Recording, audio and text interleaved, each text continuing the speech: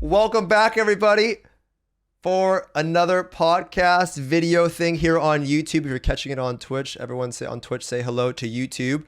I'm joined here by some new guests: Cutedog, Datmodz, Nugiyen, and Raiz. It's Raiz, right? You? Okay, so it's just Datmodz calls you Raiz or something, I think. Wait, I thought you were gonna do this before the opening. Anyway, this is the opening. I'm joined here by some very special guests. All of their socials will be linked down below and also on the screen. I know some of them pretty well. Some of them I'm going to be getting to know. But let's start with Cutedog. Why don't you introduce yourself, and we'll work our way down and give everyone a chance to let everyone know who they are on YouTube. Hey guys, Cutedog here. Been playing Lost Ark for 3 months. Really like it. PoE streamer. Still a PoE streamer, guys. Some people ask. And I like anime. I like McDonald's. And love America. There you go. Datmodz. I think I'm gonna push the talk and I have to hold the button. Hey guys, I'm Datmodz. I don't know what I should say about myself. This is hard to do. Okay, so I have been streaming for like 11 years. I guess I'm most known for playing like ARPGs. I started off with Diablo and then Path of Exile, but now I abandoned Path of Exile to play Lost Ark full time, and I have a family, 3-month-old son. I have a little corgi, and I'm not addicted to Lost Ark. That's all. Nugi. Yeah. Hi, I'm Nugi. In PoE, I'm known as the Lost Ark streamer. In Lost Ark, I'm known as the PoE streamer. It's great. I don't know. I've been playing games for just as long as Datmodz. We used to hang out in D3 all the time and do, I don't know, the Al-Kaiser runs. It was good times. I don't know. I play games way too much. And I live in Belfast with a lot of other PoE people. But it's nice to actually get to talk some Lost Ark with someone, because I've been really into it. So yeah, that's me. And Raiz. Hey everybody, I'm Raiz. I'm also a PoE betrayer. You know, I've been exiled by the Reddit community, and so I'm playing Lost Ark now. I was one of those guys that played a bunch of PvP stuff on Russian Lost Ark when that came out, and I didn't really do any PvE. And since then, I've gotten really into PvE when the game came out. It's pretty cool.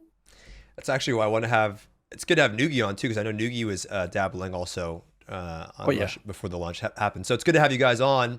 I want to ask you guys about your experience there, but also I wanted to have you guys on mostly because all of you had mentioned your experience playing Lost Ark and then being a PoE streamer, and I'm curious what that experience has been like for you. But most importantly, I think the reason why I wanted to have you guys on in particular is that all of you play on the Western version, right? So in the past, I've had ATK and Zeals and Saint and Benji and so on, because they have a lot of insight over playing on KR, but everyone listening, most of them play in the West.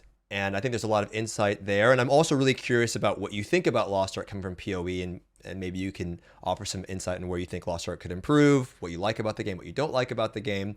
But I guess the first topic I wanted to kind of discuss is, how did you guys really get into Lost Ark? Did it feel like it was an easy transition coming from PoE? Because I know, like, for me, I was a WoW Andy, and then like leaving WoW is like kind of it's a whole. I'm not saying you guys left PoE, by the way, right? That's what your chat would probably say. But no, we all quit. You all quit, right? You know, I get it. Over.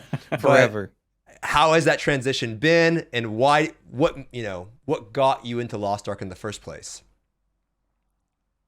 It's like for me, I guess I'll go first, right? Because I'm right next to you. Yeah. Yeah. Okay. I'll direct if it makes it easier. Yeah, let's do it. go by the age difference. Yeah. Yeah, for me personally, there was an original like Lost Ark CBT trailer, I think, that came out in 2015, and at the time I still played like Diablo 3, and all the Diablo 3 players were going crazy over it. I remember like Moldrin, he was like the top D3 player at the time. He made like a video hyping it up, and everyone called it like the Diablo and the Path of Exile killer. And then we kind of just like followed it until release. And then I actually played the 2018 release of Lost Ark in Korea. I had a Korean friend, and he let me borrow his identity, and that was pretty nice of him. You're good.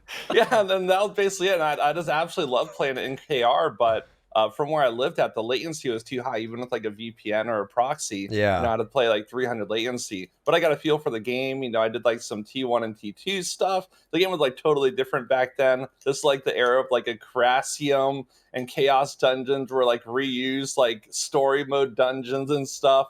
It was a totally different game, and honestly, over time, it's just gotten so much better. Yeah, I know. I remember I was watching, not to get off topic here, but I was watching Quinn play it. I think we all kind of saw that probably, right? Quinn was on there, and I'm sure maybe that was probably around the time you got into it. I got like an account, and then I didn't get very far at all though, because I couldn't read anything. But I remember there was that big kind of blow up of the game initially, and there was like, he made a video, Lost Ark versus Diablo. I think that was like the first time I had heard about it too. Let's go with you, Cutedog. Yeah, actually, like 3 weeks before the launch of the game, I was watching like Asmongold watch a video, and the video was called like a game that respects your time or something. Maybe you guys have seen this video. And so like I watched him watch the video, and I was like, okay, let me watch the video, because like usually in Path of Exile, it's like maybe 2 weeks to 2 months, and then after that, you just don't want to log in anymore, right? Mm-hmm. You're like, I can't do it. So like you're always looking for those new games to play in the last month. Mm-hmm. And so I watched the video. I was like, this looks good, man. Like this guy seems trustworthy. Like he talks with conviction. Mm-hmm. And so I downloaded the game. Like, and in the past I played it once, the leveling experience in Russia. Uh-huh. Obviously that's not really the game, right? So I downloaded it. I played through the leveling experience again, and I did like 2 dungeons. I did like Ernil, and I was like, this game is amazing. And I was like, I got really hyped for it. It was a good video, right? Sold the game well. Yeah, I mean, yeah, it's pretty accurate, I guess. Yeah. Why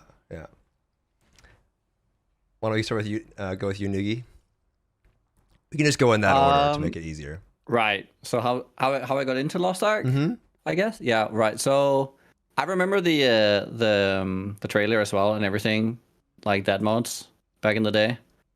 And I definitely remember like everyone's like worried if it was like, it looked very Diablo 3-ish, and having played PoE for quite a while at that time, that was like a big red flag, because in the PoE community, like anything looking like Diablo 3 is a bit of a red flag. I don't know, but for me myself, I miss some of the like the responsive and more like what do you call it? Like combat actually feeling like as if you're fluid combat, and where you actually make decisions to what you're hitting. So I was like, okay, Lost Ark might actually give me some proper gameplay. So I was like, okay, let's try it out. Went on there. I knew a guy like Moz as well in Korea. It was great. Very friendly people over there. So yeah, went on there. I remember the dungeons were great. The one thing that actually threw me off in the beginning was when we got to the end game and all the daily ticket systems that they've done away with now. That was some scuff. But the combat was always something I was hoping that I could get to play in a proper setting. Yeah, so you guys really got to the end game back then. Yeah, I remember that. Yeah. You could buy like extra daily entrances. Like Lost Ark was uber pay to win when it first came out in KR. You're just like, man, I really want to do some more dungeons. Time to whip out the old prepaid. You know it's crazy. Just to just to touch on that for a second, they had a point where they put in a system where you could if you'd cleared the raid before, you could just skip the raid. You could auto clear the raid. And they put that in there. The director had said he put that in there, and this almost killed the game. Like actually, that's one of the main things that really like put the game in a bad spot in a lot of KR players' eyes, was they put the system in there where you could skip the raid because they thought they didn't want to bother you by having to do the raid every week. It's just like literally what so I don't know if that's just what he said, like that's really what they thought, but it's crazy to me. Wait, which raid was it? I think at the time it was going to be Mystic, if I'm not mistaken. Right.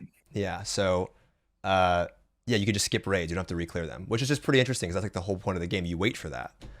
Anyway, Raiz, what about you? How did you get into Lost Ark? Because I know I saw you on Russia for a bit. You did handful of content there. I think you did the rehearsal, and you also attempted Valtan and Argos, if I remember correctly. True. Yeah, we tried to do it okay, so from the beginning, I guess I heard about the game like a really long time ago, same way as Datmodz and Nugi.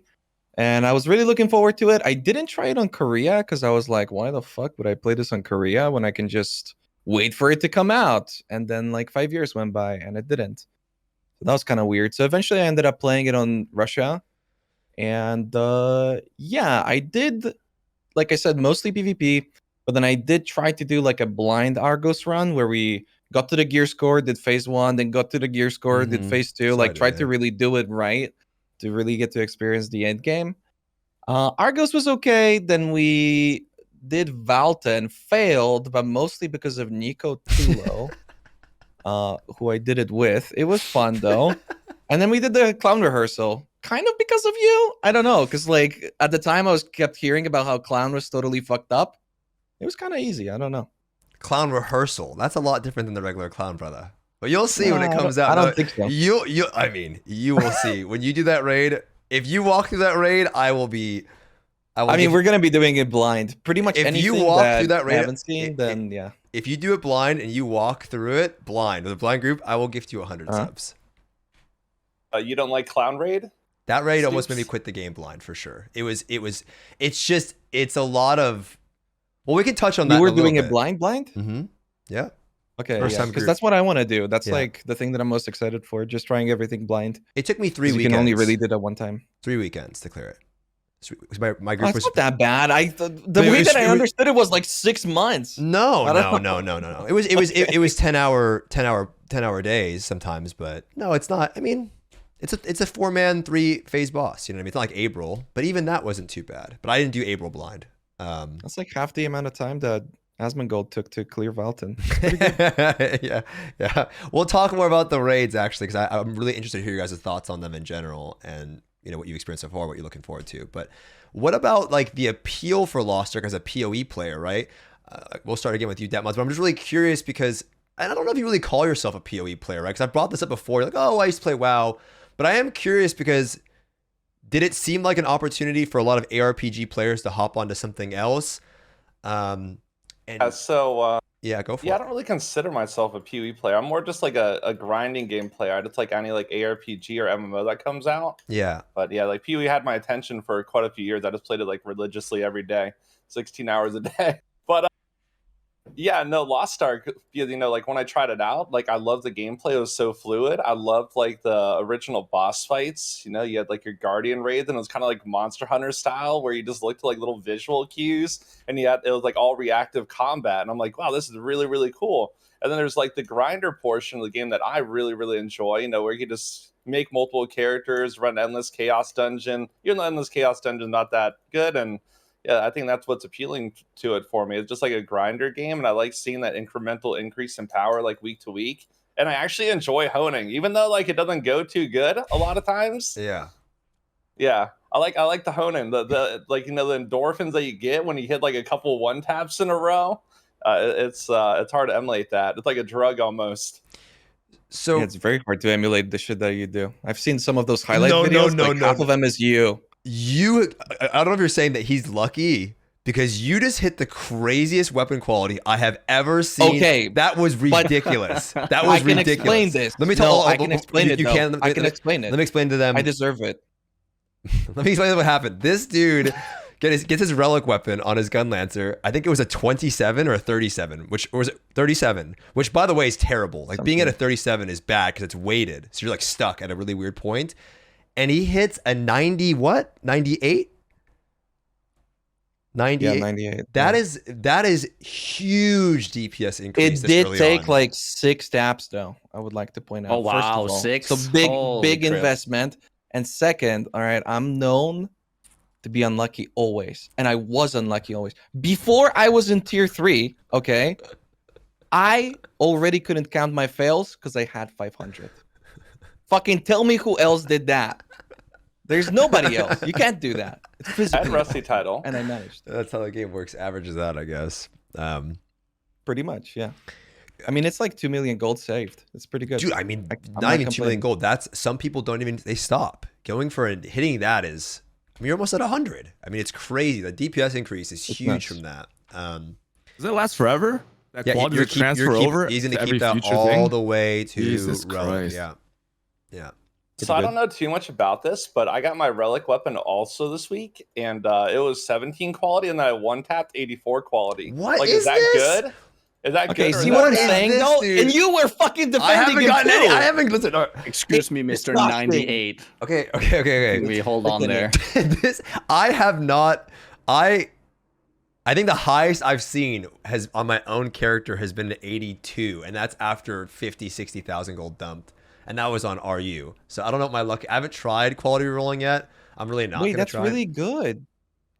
Nah. Isn't that really, really good? The way that I understood it is that like 100 quality is like literal millions Yeah. of gold. Because Well, at it's this not million, point, it's RNG, right? Like you could never get it. You know what I mean? it's some shit that's crazy. At this point, at 98, yeah, to it's try to go for .00, yeah. +1, it's like 0.16 or something, and Mhm. each tap is like 1,000 gold. Yeah, it's not worth insane. it. It's not worth it. You hit the lotto. You're done for that character's your main. That's more important than anything, dude. People don't understand like, oh, he's got a +22 weapon. Quality is massive, so it's huge damage increase, and there's no pity system, but you keep it right. You're not gonna like be dropping that quality. Anyway, let's. Cutedog, I was curious though because I know we were talking about the transition. What was appealing about Lost Ark, and just being as a PoE player coming in. Datmodz mentioned grinding. He likes the grindy kind of games. He doesn't consider himself a PoE player. But I wanted to ask you about that because I don't know if your title is clickbait. You have 6 characters at Valtan, or is that a debate? Is that real? Yeah. But I'm a reverse free to play though. Okay. Yeah. But do you have the ability to grind in PoE? Because I wanted to. This is a big topic for me on this podcast. I wanted to ask you guys and pick your brain on some things about replayability, time gating, things like that. And in PoE, it's a seasonal based game. And I was looking at some of the charts online. It seems like the game's actually kind of growing, right? Like, although, it's downtime, it's not like super popular, but each season peak is generally higher than the last, right? So it looks like the game is kind of, at least on Steam charts. I know they have their own client and stuff like that, but at least on Steam charts, it looks like it's growing. When PoE is not going on, right? When the season launch isn't happening, in the downtime, were you still just grinding all of the time, or were you playing other games? I'm usually good for 2 months plus. Like if a league is good, I'll play for 3 months, no big deal.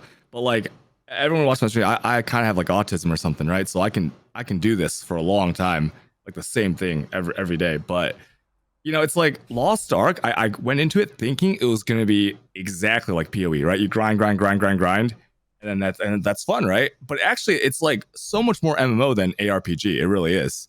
Like in PoE, you press one button and pretty much the whole screen is gone at the end game, and there's like not really any combat. Not really. I mean, they added some new stuff now, but for the most part, everyone knows you press the button, the screen's gone. In Lost Ark, like it initially felt really slow to me because like there would be animation locks. I was like, okay. Yeah. And after a while, I was like, okay, this is nothing like PoE, but it still has like the same formula, right? Like every day you put in the time and you reward for it.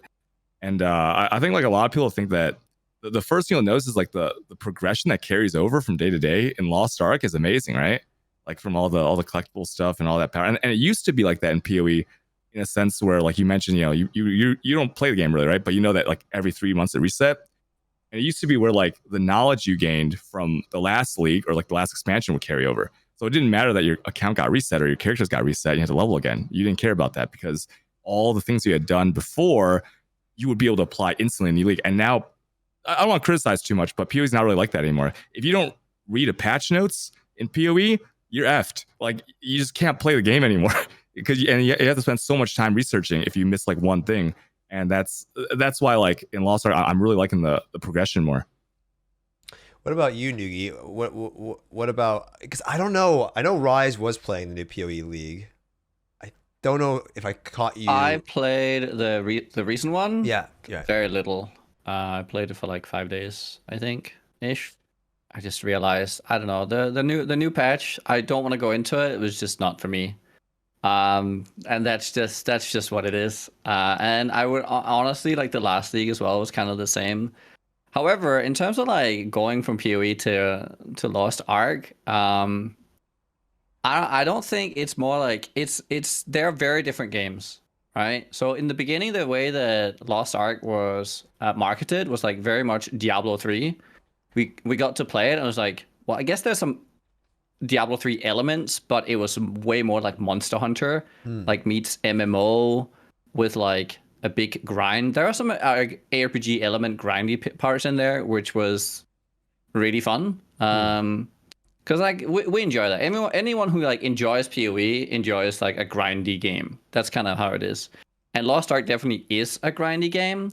But I actually agree a lot with Cutedog, and I would even go with the like the day to day and like the accumulative. In PoE it was like accumulated knowledge. Here's this accumulated like resources, like account power, hones, weapons, alts. The thing I really like playing Lost Ark is that every day it's a new project, because you never go back to having to redo your old project. Once you've finished something, you're finished, you're done, you move on. So like, yeah, it sucks if you fail like 4 or 5 hones in a row, but then when it hits, it's like it's done. Like I was like, I don't know, I went a little crazy like in the evening. I was like, oh shit, I need to get my gear together. I need to like make sure I can like do the content when it comes out and all that. And it's like, okay, I'm just gonna. I was like tinkering with all sorts of jewelry, accessories, trying to make it work with my stone. I just realized, no. I gotta finish my stone first because it's holding me back. And so I just started buying stones. And eventually it hit. I was like, yeah, okay, done. And now I can like move on. Like, okay, that piece is done. And like every what stone did couple you hit? days. What stone did you hit? 7/7. You're chilling. 2. Yeah. Because I feel like that's enough to like 5x3. Pro Shaza or something there. It's like we have to go above that. Yeah, you're good for a while. For as long as so you want, yeah. Yeah. So I was like, okay, that's really nice. And then all those like small mini goals that you kind of like crew in Lost Ark is something I really appreciate. And it's something I kind of miss that a little bit in PoE. The same with Cutedog. But yeah, that was. It's interesting that you say that, because Rise, I know you played a lot of the league, and I know you were saying that they're not. You're saying that they're not PoE streamers anymore, or you something in the Discord chat. You're the only one still playing it. I don't know what you said. Something along those lines. That you're we're all betrayals. We all betrayed PoE. But wait, you said we all did? Yeah, I guess so. I mean, well, okay. Because I was thinking about wanting to get into the game at some point. I've never played it before. You should 100%. It's really good. Actually, you should. That'd be good. That'd be good content. I've never played it before. Just remember, like, for instance, like a lot of us, like I can only speak for myself, but I have like 30,000 plus hours in that game, right? It's like there's not, once you've gone that far and that deep, it's hard to like find new things unless they like really like, especially when you theory craft a lot. It's hard to like keep theory crafting on a game that's sure. Big part, because like in Lost Ark, I would say for me the biggest part of it is the actual gameplay. Like actually clicking my buttons is the fun of it, and PoE is like the literal opposite. There's like no gameplay as far as I see it. What does that mean? Okay, expand on that one. It's just like, okay, you're rotating your flask and you're running around at lightning speed, and you're just like, you're not putting any thought into the way that you're playing the game. You're just like charging around. But then the reason why somebody like me would stick around for a longer time is the theory crafting, the different builds, experimenting with different setups, trying to figure out some numbers. Stuff like that is way more interesting for me, which is why the current patch is kind of a weird one, because last patch was already like, they didn't really change anything in that regard. The meta mostly stayed the same, and there was very little like optimization with the new stuff. And then this patch, they just went, for the first time ever, we're not going to change anything. And I'm just like, oh, okay. That's kind of weird timing on that. Because I saw I think it was just before the league started, I saw Quinn, and he was fighting this boss where the boss I think disappears, and then these like fireballs are like coming in lines, and you have to like run. What is it? It's like Exarch. Yeah, he's running, and it looked hard. I was like, oh my! And then he got hit with a debuff, and then the fireballs just blew him up. That looked kind of hard. You know what I mean? So it doesn't seem that mindless. PoE bosses are fucked up. The bosses are incredibly good. Honestly, they've been getting better and better at it, and more PoE is improving in that way, where before, it was like super mindless. Now there's a little bit more thought in the flasks, and then there's also like more cooldown skills, like vol skills, movements. Like movement is cooldown based a lot more, and they've even extended the cooldown now. So you do have to put more thought into it, especially when you're playing on hardcore, and especially if you're fighting a boss. And in general, there's like these leagues called the Gauntlet, and then these leagues, like the game is super duper challenging. And in that way, it's cool. But like the core game, the actual like grindy part, the mapping, there's very little thought into it. Got it. And what about Lost Ark has appealed to you during that time? And like since you started playing it and taking a break, I guess, from PoE. I mean, it's pretty much the gameplay for me. It's just clicking combat the buttons. Or the combat itself. Okay. Yeah, I mean, there is a little bit more theory crafting than people like to give the game credit for. Because initially, when I started playing, people were like, no, there's no customizing of your build. There's no like figuring anything out. You do what the Koreans tell you, and that's pretty much it. And honestly, for our version of the game, it doesn't really fully apply because a lot of the tools that they have available, we don't. So we have to find like interesting ways to get around certain problems, which I like a lot. Eventually, I think it's going to be a lot more streamlined. But so far, that's been definitely one of the bigger attractions of the game too. Somebody actually wanted me to ask you guys about, we can just hop into it now actually, PoE build diversity. People were really curious about that. So I have no idea about PoE at all, or the builds and things like that. And I remember when I made that, actually it wasn't the Lost Ark Respect Your Time video. It was like the MMO that made me quit World of Warcraft. Another really great title of mine. Nice. That video banged. Anyway, so when I said the game has like a decent amount of complexity, because coming from at least World of Warcraft, modern WoW has more systems, right? But there's a lot of systems in Lost Ark, right? You have runes, tripods, gems, engravings, cards, and you can, stats. It's a lot of layers of. And then I remember one time I saw like a PoE map. It was like a brain. It looked like the synapses in someone's brain. It was like this fucking tree or something. I don't know what that thing was, but. I don't know. We're going to go to you, Rise, since you were talking about it anyway. Can you just give me some insight on what builds are like in PoE, but how Lost Ark maybe fails in comparison? Or do you think Lost Ark does it? Is it passable? Is there enough complexity in the builds in Lost Ark? Lost Ark is decent for our version. Again, everything's balanced around the Korean versions. The patches that we're getting are like nerfed versions and like really outdated versions in some ways of like the Korean stuff and the way that you actually engage with the content. So I feel like that's important to keep in mind. But I played WoW for many years, and that game wasn't particularly complex. Complex PoE is super duper complex compared to WoW, and it's omega giga complex compared to Lost Ark. The problem with Lost Ark, I think, when it comes to its complexity, is that the systems are very simple, but there's a fuckload of them. Yeah. Like when you hit level 50, there's just so much stuff that once you get it, it's like, oh, this stuff is really obvious and it's really easy to understand it.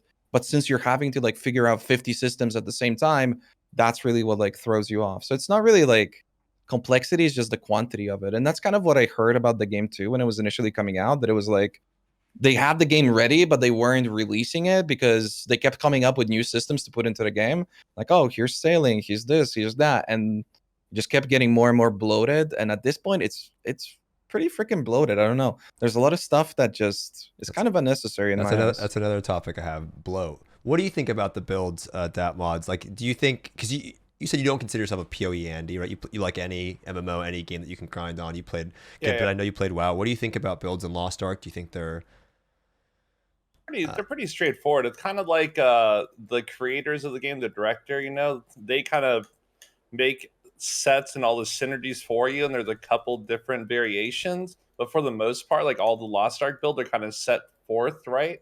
Like all your set bonuses, your runes, tripods are there. You can mismatch a couple little things, so there's like a little bit of build diversity, but overall I think it's good. It's not like overly complex, so it's nice for like your average player. Lost Ark for me, it's more about the combat. Yeah, so all of you guys are kind of echoing the combat thing, right? Is there anything else you guys wanted to add on? Is there any other reason that Lost Ark has appealed to you more than PoE lately? I think when I think about it from a new player perspective, like Lost Ark's pretty forgiving. Like I just leveled Scrapper. It took me like 3 weeks because I ran out of knowledge transfers. And I like some of the skills that like she has. Like, the stomp move she has? Like she steps on you 3 times. I'm like, that's badass. I want to use that. I went to max roll. Apparently you don't use that in the raid build, right? Yeah. I like that, like anyone who plays the game can use whatever skills they want, and they're gonna get by. Like, yeah, your Virtus run might be like 10 minutes or something, but you're gonna get all the content done no matter what spec you're in, right? In PoE, there's like things that if someone just doesn't tell you, you're gonna be scuffed forever, right? Like from like level 5, you might be like, man, okay, this system doesn't work because I don't understand it, and I'll never understand it unless I look up like 2 videos, and those videos might be outdated. They might be, it's like so punishing at every point in PoE for a new player. So it's really easy for someone to quit PoE, but like I think the first time leveling through and in Lost Ark, the way the system are introduced to you and stuff, it's slow enough where there's less quit moments in Lost Ark, and it's a stronger community later on because of that, I think. Yeah, it's interesting that you guys talk about it, just because I guess as a WoW Andy, I would be on the other side of the spectrum where the game just feels a bit more like laid out and chill and easy. At least that's how I feel it, right, for an average player. And then if you're a PoE Andy, you're on the other side of the spectrum. I guess Lost Ark might be in the middle a little bit, because I actually think Lost Ark is kind of too bloated and too complex, and that's just my opinion, right? Like if I showed one of my friends that just has no idea about MMOs or whatever, right? Just like, hey, come play this game. Like, what the fuck is this? That's what he's probably going to say. Just what are all these systems, currencies, and just layers? I mean, layers. I think what Cutedog mentioned is important because, like, in Lost Ark, no matter what, you're still gonna get by. In PoE, like, you can literally get hard stuck. And I'm not talking about like hard stuck on Valtan level content. Like, we're talking level 30, and you can't progress your character anymore. Okay. By comparison, it's like it's pretty insane. Well, we talked about that that boss. What was the boss's name with the fireballs and the debuff? Exarch. Searing Exarch, come on, man. Searing, I mean. But you said that you had mentioned, Rise, that the bosses are pretty good in PoE. They're getting better. All of you guys, I think, had the opportunity to. You all have done Argos, obviously. Hate that raid. I think it's pretty bad. But then you had the opportunity to do the first Legion raid, which for a lot of people, they say it's their favorite Legion raid. It's not my favorite Legion raid, to be honest, but I think it's just fun. It's a fun raid. But I don't think it's like thematically the best. I don't think the mechanics are difficult. I don't think it's that difficult of a fight. I just think it's a fun one. We'll start with you, Datmodz. We'll just go in the order again. What did you guys think? What was your Valtan experience like, other than you getting flashbanged? And I saw you there for a good bit. What was your Valtan experience like? Dude, it was fun. I actually missed launch day because I had to go and touch grass. I had a wedding that was like pre-scheduled like a year in advance. So I had to go touch grass. So I missed launch day. And I'm like there on my laptop trying to plan. I had like one upload and like one download and 4,000 latency. So I couldn't raid on my laptop. But yeah, overall, yeah, it was fun. We just did like a community raid. I wasn't in the statics. So we found like other like free-to-play players that were 1445 item level, and then we assembled a group and we progressed through. The stage 1 honestly was like really, really easy. Stage 1 was easy. Okay. Yeah, and we didn't do the cheese either. We just did the ball collect. Yeah. I said we're gonna learn the mechanics. If you're learning mechanics, is I think good for people. Yeah, you can't always just take the easy way, right? And it'll prepare you for later content, right? So yeah, stage 1 was pretty good. Stage 2 was definitely where things got interesting. There's a lot more like group dynamic stuff and synergy, like stacking the corrosion grenades, all the personal responsibility with positioning, destructions, like knowing like all the different line mechanics. That's actually one of the things I really, really like about this game is when mechanics are coming based off boss health bars. You're not dependent on like DBM. DBM doesn't control your life, or like Bigwigs doesn't control your life. Yeah. They say you just like look at the health bar, right? And you're like, okay, this health bar is coming up. Time to go react and go position yourself in the proper place. Cutedog, what about the raid in general for you? Did it live up to like what people were making it out to be? Was it enjoyable for you? Did it change your perspective on the game coming from doing Argos a lot? Or was it just a whatever raid for you? Yeah, it was amazing. I spent 12 hours on it the first day. Yeah, like and the first session through was 6 to 8 hours, like nonstop, no breaks. And everyone was equally enthusiastic. It was a pickup group, and no one was toxic. We were all just loving it. And the progression was like very linear, like just like any other MMO. Yeah, it was fantastic. I think that I like that there's enough randomness. I think that's really good. In Final Fantasy, like based on the hotkey you're pressing, what phase of the fight you're on. In Valtan, sometimes you get the orbs, sometimes you get the triple counter, sometimes you don't. Sure. And I was like, this is cool because like the mechanics, but then something can still mess up your group. That was was interesting. So like it's still worth doing. Like every week you might see something new. You know? Yeah. I mean that's one of the. I mean the attack patterns mixed with random mechanics that can happen throughout the fight, make it a lot more enjoyable. However, we'll talk about Vykas in a little bit. What about you, Nugi? What do you think about Valtan? Right. Because you didn't. Sorry to cut you off. You didn't do it on Russia, right? You did Argos, correct? No, I didn't. Okay. I make a point of not watching videos of anyone or listen in whenever anyone's talking about mechanics. However, I didn't properly prepare before the release, so I didn't really have a group. So I kind of just tagged along, and I was under the impression that people were okay with going in blind. I can tell you that they weren't really. It was very after some attempts. It's like the people who knew what was going on weren't really down to watching some guy running around not picking up the ball. Because I figured that because one thing I really liked about the phase 1 with the wolves, with all the balls. One thing I really like is how the game has taught you the mechanic before, right? Even all the way back from T1, and that's really nice that you can kind of like recognize, oh, this is similar to this, and this. And PoE, it's like you just get thrown into like a sewage pit, and it's like, oh, figure your way out, bro. So it's like that is something I really appreciated. And then figuring out the debuffs and everything. It's a pretty I would actually agree. It's a very even though it's hard mode, it's a very forgiving fight, especially with like DPS checks. I thought there was gonna be like more like hitting the DPS checks and like timers and like having everyone kind of perform their character. I thought that was gonna be more important, but it's really just about performing the mechanics.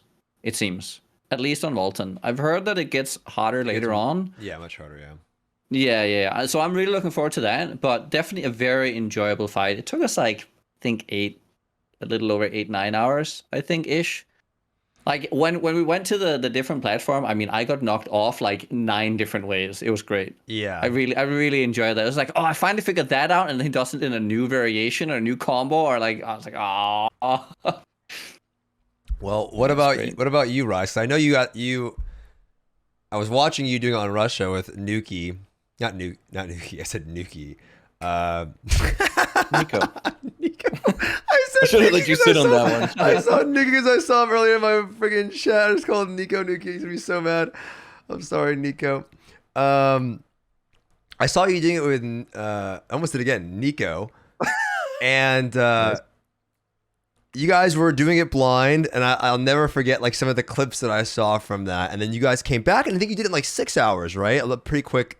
Much quicker this time. We never finished it. No. Right, but this time in the Western version. Oh, no. On Russia, it was, on the Western release, it was pretty okay. I mean, okay, so I experienced the raid with the pre-buffed Pistolier Deadeye on Russia, okay?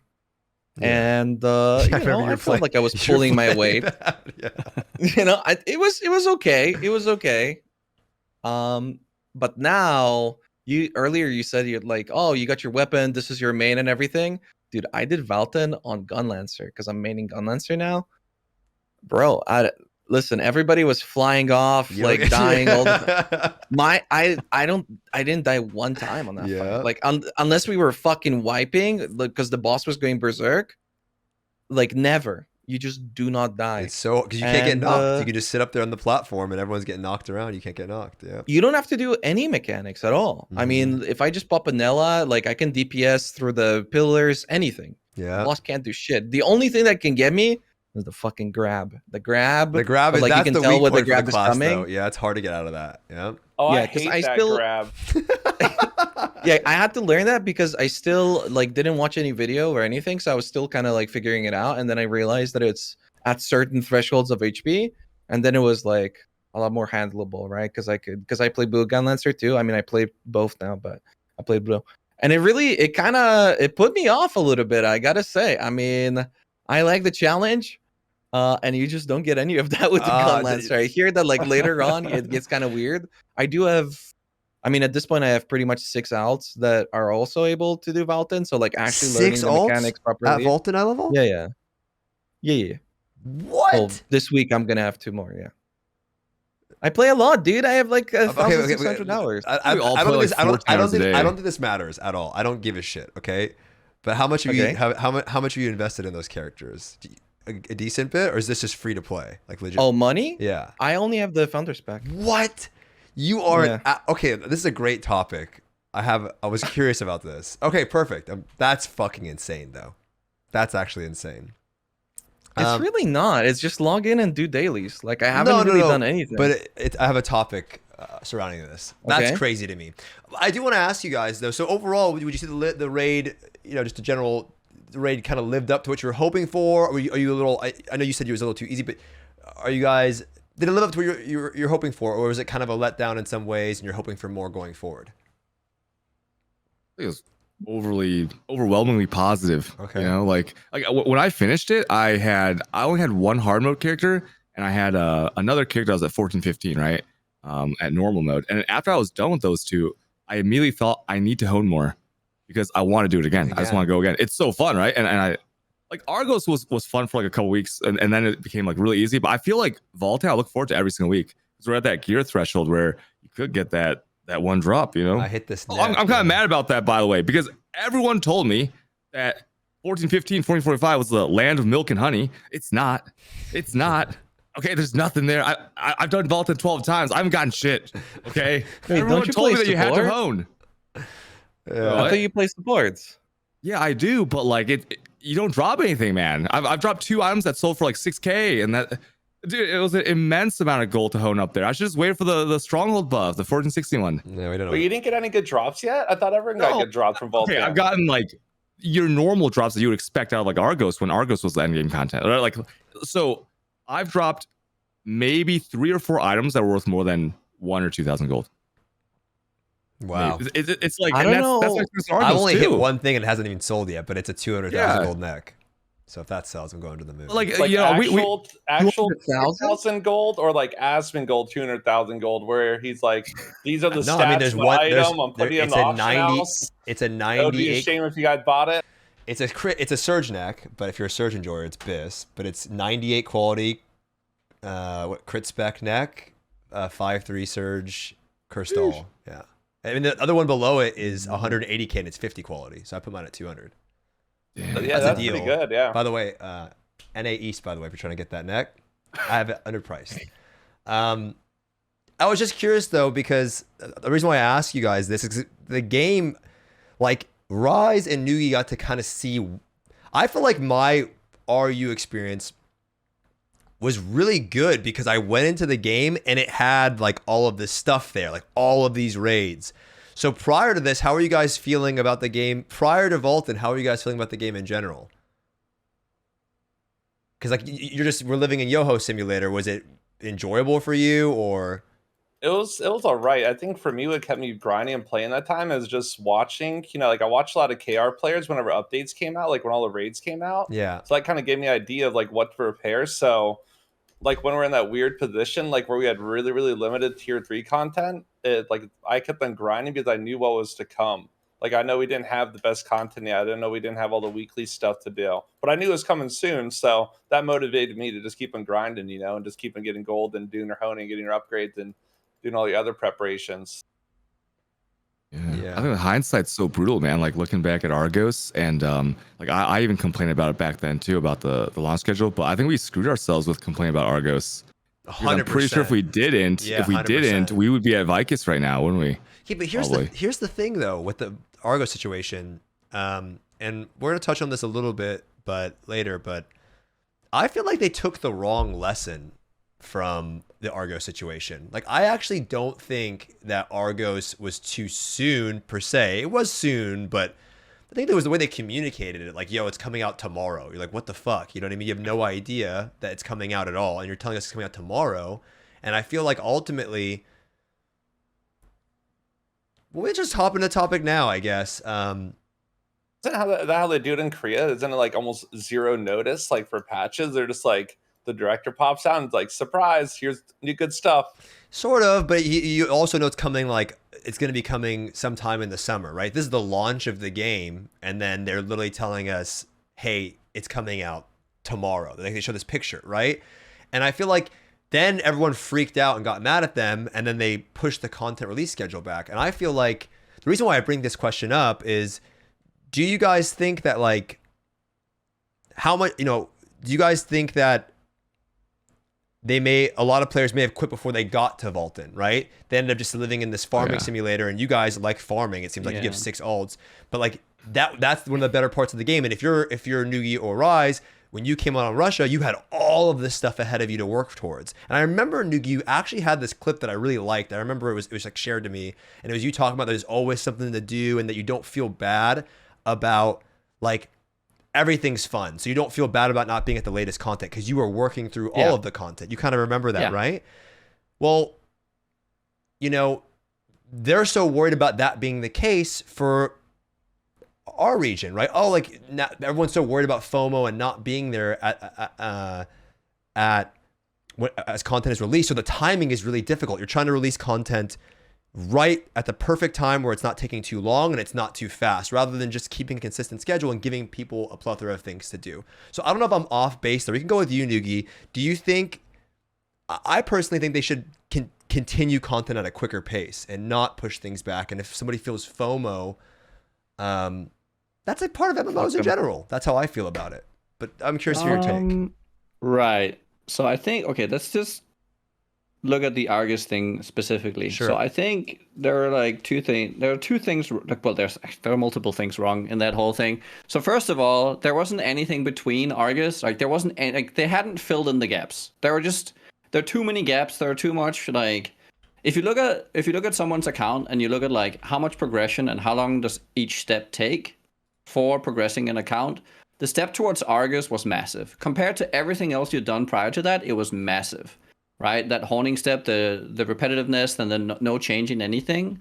So I think that was a mistake not having anything in between. I think they tried to do steps with how they like rearrange some of the eye levels, like or the gear score, right, with the Oreha and all that. Like so, there was an attempt, but not the greatest. I think they were like a week too early, but I think you're completely right that their communication has been pretty shoddy. Right, because the thing is, it's not like Korea, and I really think people need to start realizing that the experience and the cadence that they got in Korea is not the same as we get, because they didn't have any prior knowledge of what was coming up. We do, right? We can look to Korea. We know everything that's coming. People start like they have all this planned out, and so the moment it drops, right? People just go, and it's not like so whoever gets like first to the market like kind of wins.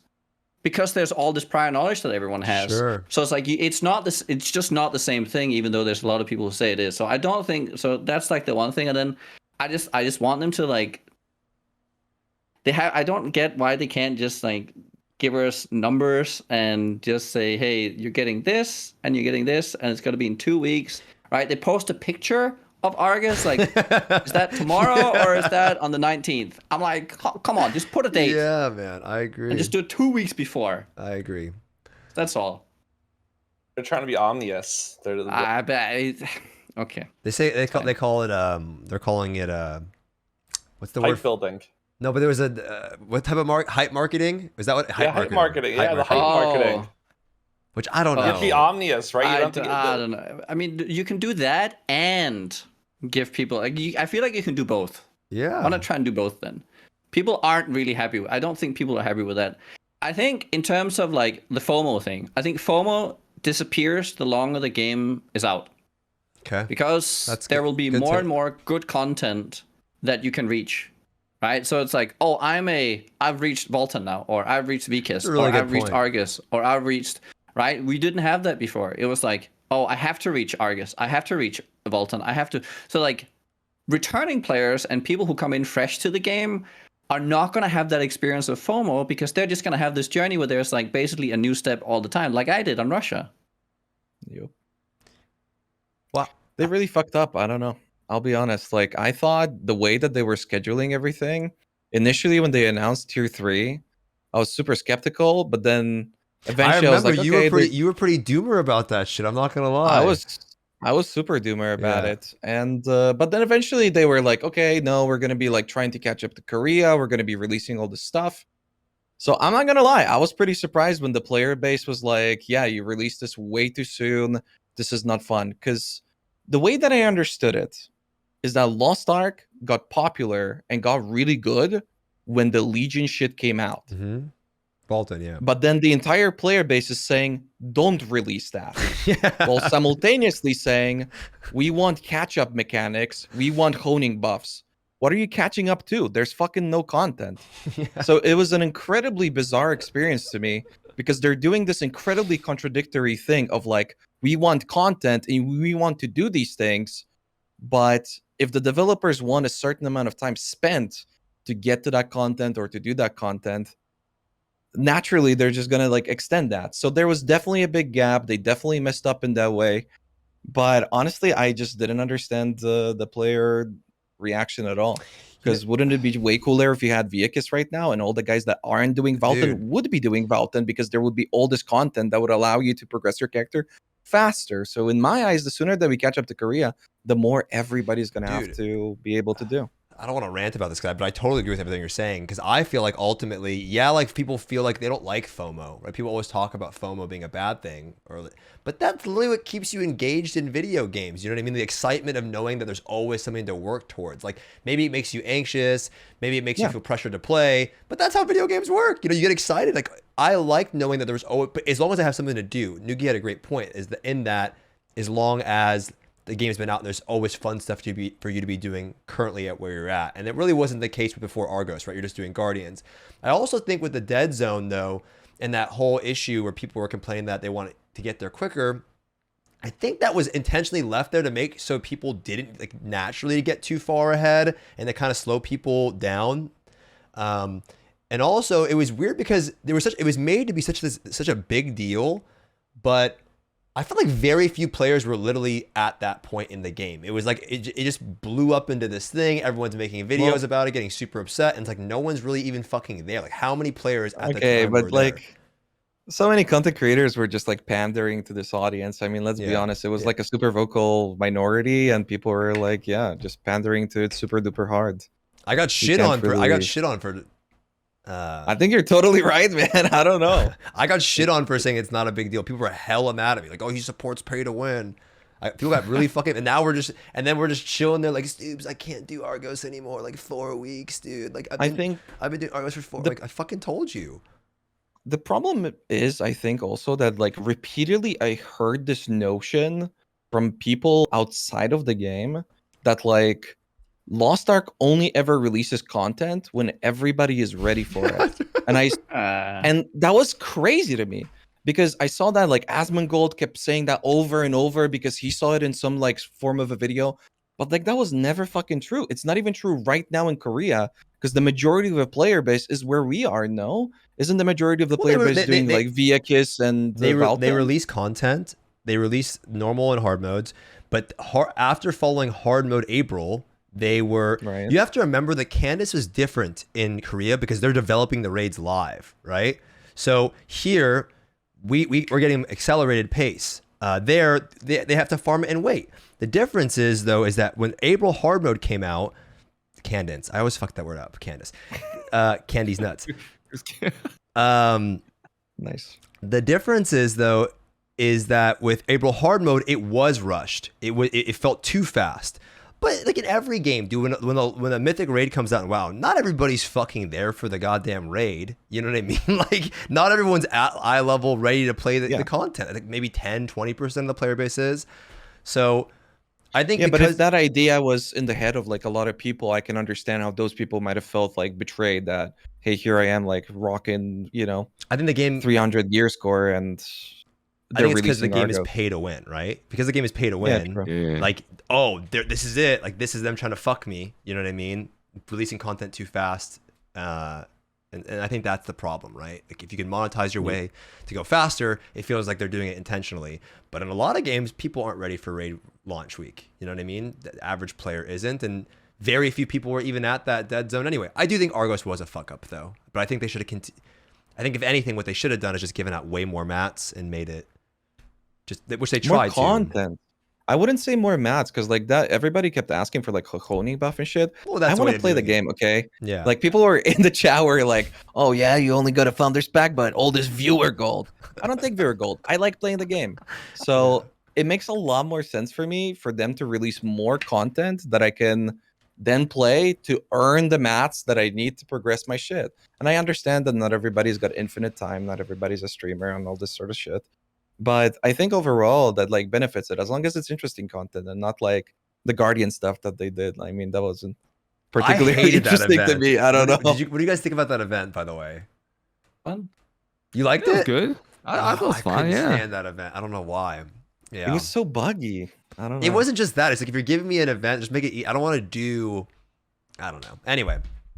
About the whole like talking about other MMOs, you know, I think motivation is like different than like pressure, I guess, right? So like if you play like WoW, Final Fantasy, it's like yeah, you're motivated to put in more hours and your reward for it. In this game, in Lost Ark, man, I can tell you like the majority of people feel an immense amount of pressure. It's unreal. Like I've never seen this in any other game ever. Like you know, like people sweat the smallest little efficiencies. Like how many times you guys get asked something that doesn't matter? Like instead of like other games where someone might ask you, hey, like which one is more fun to play? The Paladin of the Bard? What I like this class. Well, I like that class. No, they're like, okay, I have a 1365 and a 1340. Which one do I hone to 1371st? And then should I make the 6 alts or 7 alts? And it's like these tiny minutiae where we're like, dude, it doesn't actually matter, but it's so hard to get that across, right? Yeah. Like I saw, I don't know if Nico's still in chat. I saw this clip of his where like some guys ask him about the boats, okay? And they just keep asking about the boats. Which boat is best? Which boat should I get? And he's just like, he's been getting asked this like all day, and he just zooms into the camera with his face like, look at the stats, just look at the stats, and just pick one. I was like, and that's like how you feel a lot of time, right? Just like play the game. Yeah. Do you want to say something, Datmodz? Yeah, we're still talking about the whole FOMO. You can go for it. Arcos Yeah, thing, it's right? cool, man. Yeah. So yeah. Personally, what I observed, there's a lot of people upset, right? Because they didn't make the gear score or whatever reasons, right? Like not enough playtime, lack of power. But I noticed something else though, is there's like economic impacts of being late to stuff. So because a lot of like more casual players, that weren't playing hardcore, if you like weren't a streamer and you're a couple weeks late, yeah, they're okay with that. But then also the other downside was, the drop in your accessory prices. So I noticed a lot of people quitting after they did Argos, and a few weeks after, because they didn't have any gold. They missed that surge of the hype of all the legendary accessories, and you had like the static class engravings and everything else. The biggest fallout of people that I knew playing the game and like within my own guild is they were late to the content. They were fine and not be on the homo train, but they quit because they didn't have more means for gold. And then that was just like snowballed into them falling either farther and farther behind. They weren't able to get 14, 15, and then they're just struggling hard, right? The thing is, on that one. Anyway. Wait, no, I said FOMO train. Please don't cancel me. No, I don't think my so. goodness. No, you said FOMO. Yes, I swear. I heard it, yeah. The thing is the Lost Ark isn't supposed to be played like this. So that's why I was telling people, I mean, but you don't know. It's not your fault. Like, it's literally, you have to think about it, what it's like as the average player. You're supposed to be making your gold from like doing your dungeons, your raids, but nobody gave a shit about doing Argos for the gold income, right? It was all about selling the leap stones, selling your accessories, because that was going to make you a shitload of gold. I had 400,000 gold, I remember, from just selling mats early on, because I got there early. And that is an insane amount of gold when the blue crystal conversion was like 400, 500, right? And I bought Legendary Grudge with that. Isn't that fucked only because like 80% of the player base is bots? Like unironically at this point. No, but back at the launch, not now, at the launch of the game. Even then, it was even worse. Where do you think the gold came from? Let's be real. Wait, do you think I dressed up as a maid for no reason? Did I get screwed? So there was a bet where I the game hit over $1 million. I was like, "There's no way the game even touches $1 million concurrent. It touches it." Oh, you didn't think so? Dude, we'll talk about that again. I have so many topics. It's great that you usually. Okay, let me move on. Okay, we'll talk about this. I have so many topics I want to get to, but let's just talk about this roadmap because it's going to link well into FOMO. Okay, summer roadmap. summer is a huge time for Lost Ark if you guys aren't familiar. Like, it's a big time for the game. Amazon's probably going to be juicing it up, I would assume. Korea is a big time. That's when all of the raids come out. That's when you expect to see a lot of class releases, winter and summer, right? The game popped off in the summer last year, really with April. That's when April got released. That was a huge raid and a big influx of players for Lost Ark. And then we also had Sork coming out, and then wintertime, we can probably expect similar stuff. But summer's huge for Lost Ark. And I'm curious, I also think Rox is right now in Korea at Smilegate, and they're going to release the roadmap this week. Okay, so we should be getting Monday, right? I'm hoping, right? But should be huge, and I'm expecting a lot. Like, to be honest, as a player that me personally, I expect them to put out should be a lot of content. So I'll go into what I think they're going to really what's going to be included. We'll do a little prediction there on my end. But I'm curious here, what are you guys hoping for out of this summer roadmap? We can go with you, Nugi. What do you want to see out of this summer roadmap as a player, right? Because it's the game that you enjoy playing right now. As a player, what do you want to see them release? What do I want to see? I mean, I just want to see all the raids. So I just want to have a good, steady stream of just raids coming out. I'm hoping that they're going to have a reasonable cadence in terms of raids. So it's like going to be Vykas into, what's after that? The Clown? Into, yeah. So I'm hoping that it's going to be like, I just hope they don't delay too much. And then that there's going to be good events in between. I don't know if there's more that I expect, because it's like, if we just keep getting raids every 4 to 6 weeks, I mean, that's a lot, right? Yeah. So that's kind of what I'm hoping for, because that's a lot too. Because you're still learning Valtan, you're still getting things to Valtan, you're still doing that whole cycle, and then Vykas comes, and you're still in that, and then you need to do the next thing, and then because right now, from how I understand, just tell me if I'm wrong. As we get more raids, we can. It's not like we say now you can't run the previous thing. We can keep stacking up for a while now. Mm-hmm. So it's gonna feel like a lot more. Yep. For a while, right? Mm-hmm. So I'm really looking forward to that. That's gonna really fill out the week for most players, and I doubt that most people are done with their all their collectibles and all that stuff. I'm not even close. I'm still trying to work on that, right? I'm trying to fit in some time right now before Vykas, because I was late to Valtan, and now I'm oh, what do I do? So I'm just sitting there waiting for the honing buff, so I can then I can pop my guys out. I'm just gonna do minimal effort on my 1370 dudes, and they're just gonna sit there, have enough leap stones, so I can just go to Valtan and they're set, and then I can work on Vykas and all that. So yeah, I don't know. I honestly don't know what to expect other than just raid content. I mean, good events. I think they generally do really good events, so more of that. What about you, Cutedog? What do you want to see? Yeah, besides what everyone else wants, skins, artists, scouter, that kind of stuff. I like their community contests with the skins, the artists come in. You saw that? They draw the year. I mean, obviously we haven't hit a year, but it'd be cool to let us know either if we're getting their skins or if we're gonna have our own contests, because I think community driven stuff outside of actual just raid content, combat and stuff like that is pretty important, right? I'm sure we spend an hour looking through the skins and being sheesh, yeah. So that, and I hope they come with power passes in the store, little pay to win. Maybe $10, $20, $100, who cares? Because I'm on knowledge transfer. It sucks. I made too many supports. I got 4 bards, 4 paladins. I wish I could go back in time. Yeah, okay. It sucks, man. Yeah, that's a good one. Let me. I play 14 characters every day. I do everything, right? And I'm enthusiastic 14? about it. Yeah. Well, yeah, pretty much. 9% of the time I finish everything, right? Dungeons, Night Fox, whatever. But I keep high energy level. The moment I log on to a character that needs to level through manually, 20 minutes in, I'm oh man, I am so tired right now. It's weird. I literally want to go to bed. So I need that power pass. I don't know how you do that. How many characters do you play, Stoopzz? I really want. I mean, I'll tell you. I want to say 2 things. I'm so ADD. Number 1, you guys, either these questions are good, or you guys are touching on so many different things, and my ADD brain can't handle it because there's so many topics that I brought up, and you guys are touching on so many of them. So now I'm shit. Do we go to this one? Do we go to this one? You're making my job really hard. How many characters do I have? I play my Zerker. I hate it. My Lance Master. I push my blade to 14, 15, and then I have this other character called Visa, and Visa helps me quite a bit in playing the game. Yeah. I do want to ask. Sure, you're not using a debit card though. Make sure you use a credit card account so you build up points, right? And you use those points on the website and get discounts and whatnot. Be smart about your swiping, yeah. Wow. Hopefully you're not using a debit account. Wow, I use my PayPal, but that's an even better idea. Wow. Yeah, you need to use credit cards so you build points, and you get like some free airlines and stuff. Dude, you are 10,000 IQ, man. See, I need. It's that min-max mindset. If you're gonna pay to win, you might as well min-max it. Right? I need dad mods in my life. Wow, that's insane. Thank you.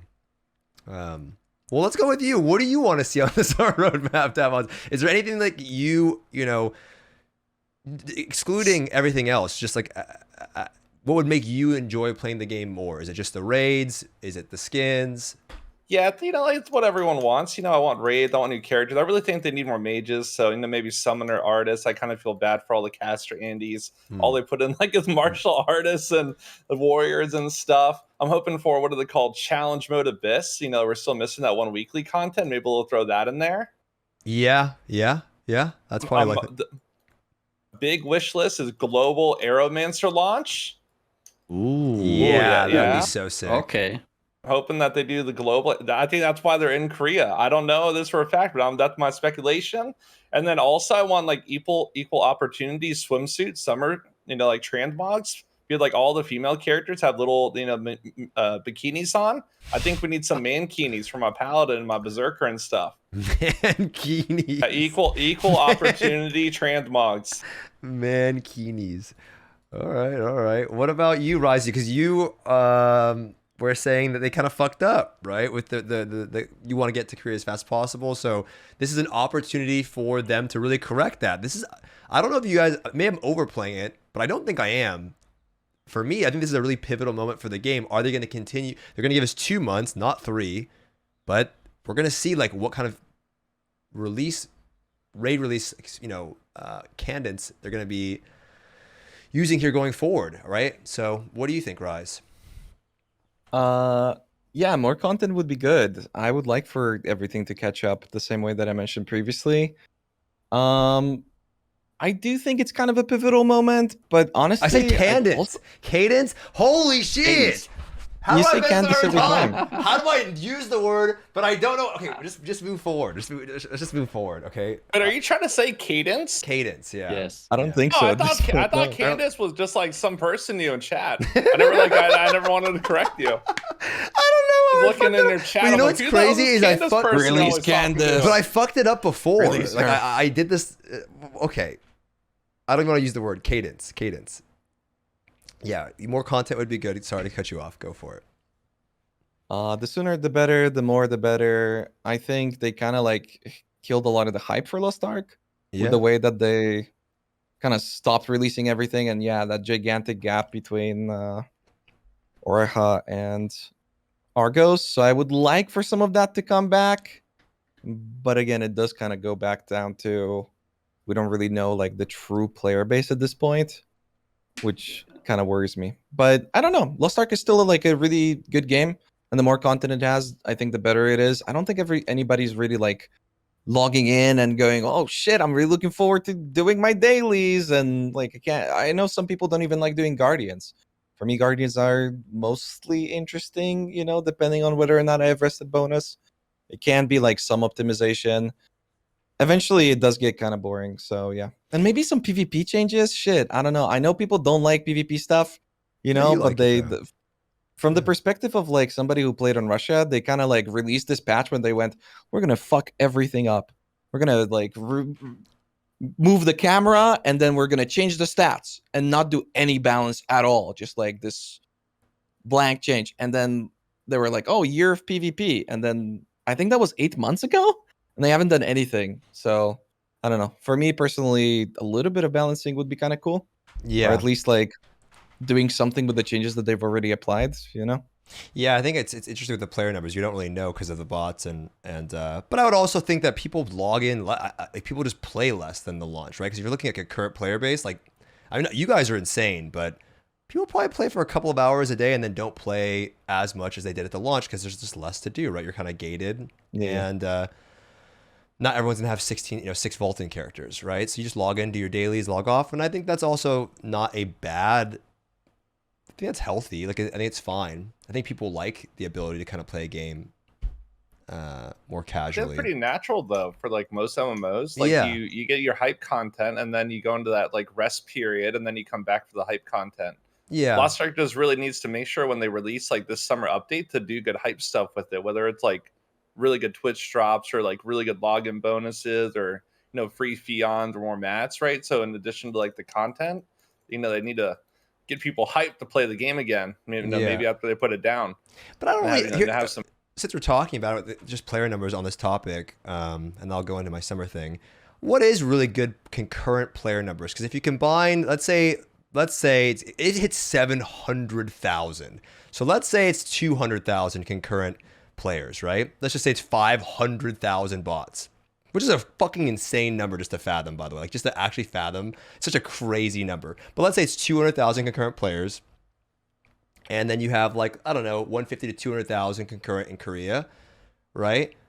If you add that up, I would argue that that's more than almost every other MMO right now concurrently. Like that's pretty fucking high for any game. MMOs concurrently, I don't think they're going to have a bigger reach than games like Apex, right? Like an FPS, free-to-play FPS game. I feel like that's pretty good concurrent numbers in general for an MMO-style type game, especially a Korean pay-to-win Korean-style game.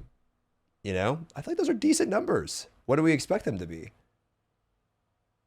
I think that's respectable. Like, I don't think like the concurrent numbers are the best metric for determining how good a game is, right? It's like, I think maybe it's more playtime, like how often people are playing on their characters and like player retention. Mm-hmm.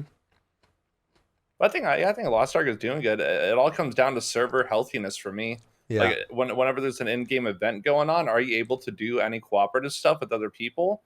And if yes, then I think it's doing pretty good. And then if you go do a world boss, there's no one there, then I would say that's pretty bad. Obviously they're doing something wrong with the game. There's a lot of people that say sometimes that they go to kill Moki and there's no one there in Channel 1. On Moki? Oh shit. Yeah, on some of the EU, what's the new EU region that released like back in the day? West? Yeah, like you can't find like don't Moki play. West was a Smoj idea in the first place, though. If you went to EU West, you knew that was going to happen, right? That was like that's Smoj. Well, some of the overworld stuff that'd be rough, man, because there's no server transfers in sight or anything. So what do you do, right? You're not going to refarm your collectibles on another server. You probably just quit. Yeah, NA. That's why I picked NA. I didn't think the game would even touch 400,000 concurrent. I thought the game on launch would be. I got clipped in the Amazon Discord by the dude because we were for the launch campaign. I said, guys, you guys are tripping. Lost Ark's not going to be a popular game. And he literally clipped it, the Amazon dude, and put it in the Discord. But I actually thought Lost Ark launch was going to have 2 million concurrents. What? Yeah. It might have if everything had been...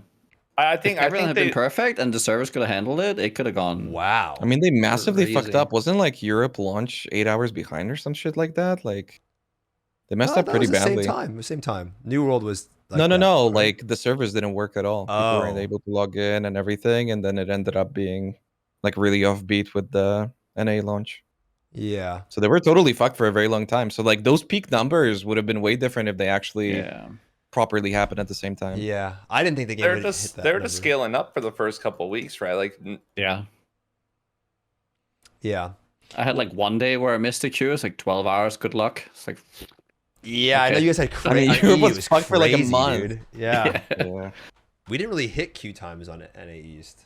At least I didn't. I heard that you guys were Not having yet. queues now, and I feel good about it every That's time. the West. Like, That's you played on I have- NA West oh, okay. because the bots. Yeah, the bots go on NA. They're on NA West. All the bots. Mhm. Nice. Yeah, I think it's closer. I don't know. We'll talk about bots a bit later. Yeah, but I think summertime is going to be. I do agree with you, Datmodz. I think summertime needs to be marketed well because it's just a lot of stuff's going to come out. And my prediction for the game is that I think it was going to go up, dip, and then as more Legion raids come out, and I can tell like with just from talking to some people at Amazon, they definitely want to invest back into the game, and I think it'll slowly go up as more raids are out. People will see people doing raids and they're like, oh, like that looks really fun. But when you're watching people just spam Chaos Dungeons and Guardians all day, it doesn't really look appealing, right? But when you see some of the cooler raids, that's what got you into the game in the first place, right? For all of you guys, you see these raids on Korea, they look really fun. I want to go do that. So I think the game will grow over the summer, and I think it's an important time for them. What I think is going to be on there, get your paper and pencils out. This is my prediction. I don't have any inside info, but I'm almost certain almost all of this is going to be on there, okay? Here we go. It's either going to be Scouter, Reaper, or Scouter, Arcana, Reaper, Summoner. Those are the 2 classes. Artist, if they're smart, I doubt that will be. Wait, there. what? You just named all the classes? No, No, these are the 2 combos. Right, Scouter or Arcana, or Reaper or Summoner. Those are the 2 combos, I think, if we get a combo. Artist, if they're smart. We're going to get a Hyper Express, which is a quick path to 14-15. We're going to get 2 Phaeton or Punika boosts. I'm not sure which one it'll be, but it'll be 2. Vykas, Legion Raid, Hell Mode, Valtan, Mention of Clown, Abyss Trials, The Bridge, Maharaka Island, Summer Skins, and Legendary Skins. Honing changes won't be mentioned. And then we'll also get the new grade in Korea and a weather class. Okay? I was reading this from a paper. I wrote it that's down. a lot, man. I wrote it Are you down. sure wrote you it don't have down? any? Are you sure you don't don't have think any that- insider If I did, I'd be in Martha trouble, Stoops? right? If I did, I would be in trouble. That's my prediction, and that's coming.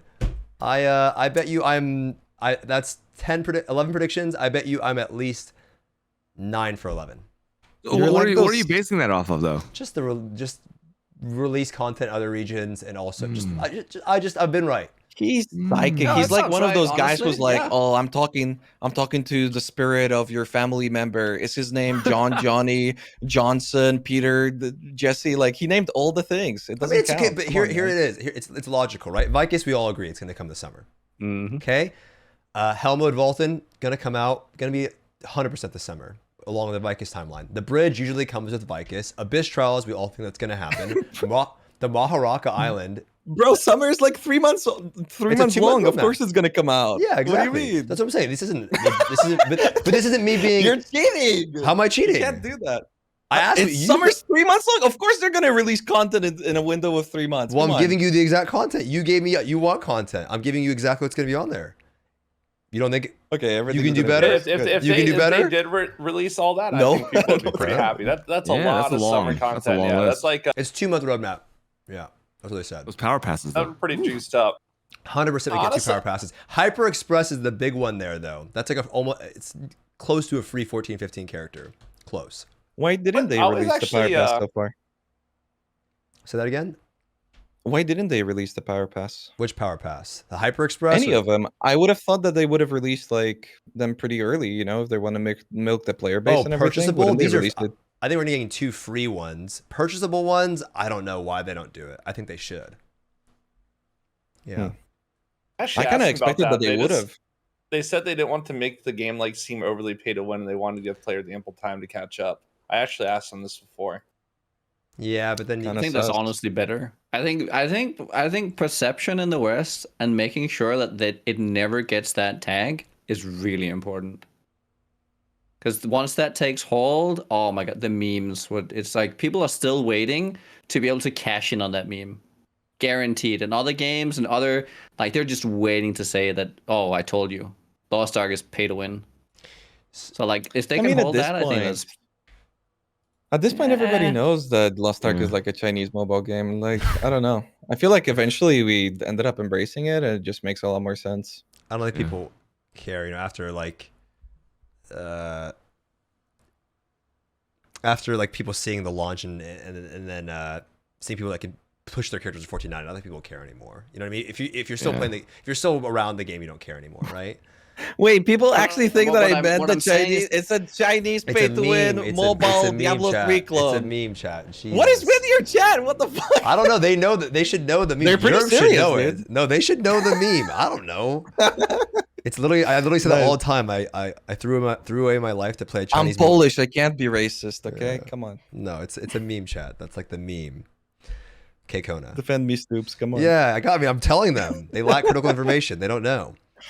Well, I'm in somebody trouble. go for it. I always wanted to ask you this, Stoopzz. We never really had a chance to talk before. Sure. Before Argos came out, You honed the day before they made their I one-day didn't know. announcement. Didn't know. Did you have insider info that Argos was coming out the next day? All I'll say is you should listen to my summer prediction. That's what I'll say, buddy, huh? You should listen. Everybody should listen to my summer prediction and come back when they lay out the roadmap this Tuesday. And I'm 9 for 11. You know it's Tuesday. I thought you. I'm just letting you know, dude. I'm just letting you know. I'm just letting you know. You know what I mean? You need like a Martha Stoops emote, like with Martha Stewart like imposed on your face. Insider info.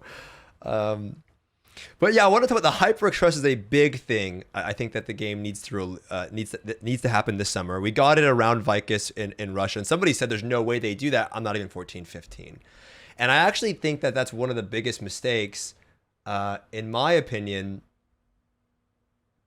that they have really made so far with Lost Ark, is that making it too difficult to get to Valtan.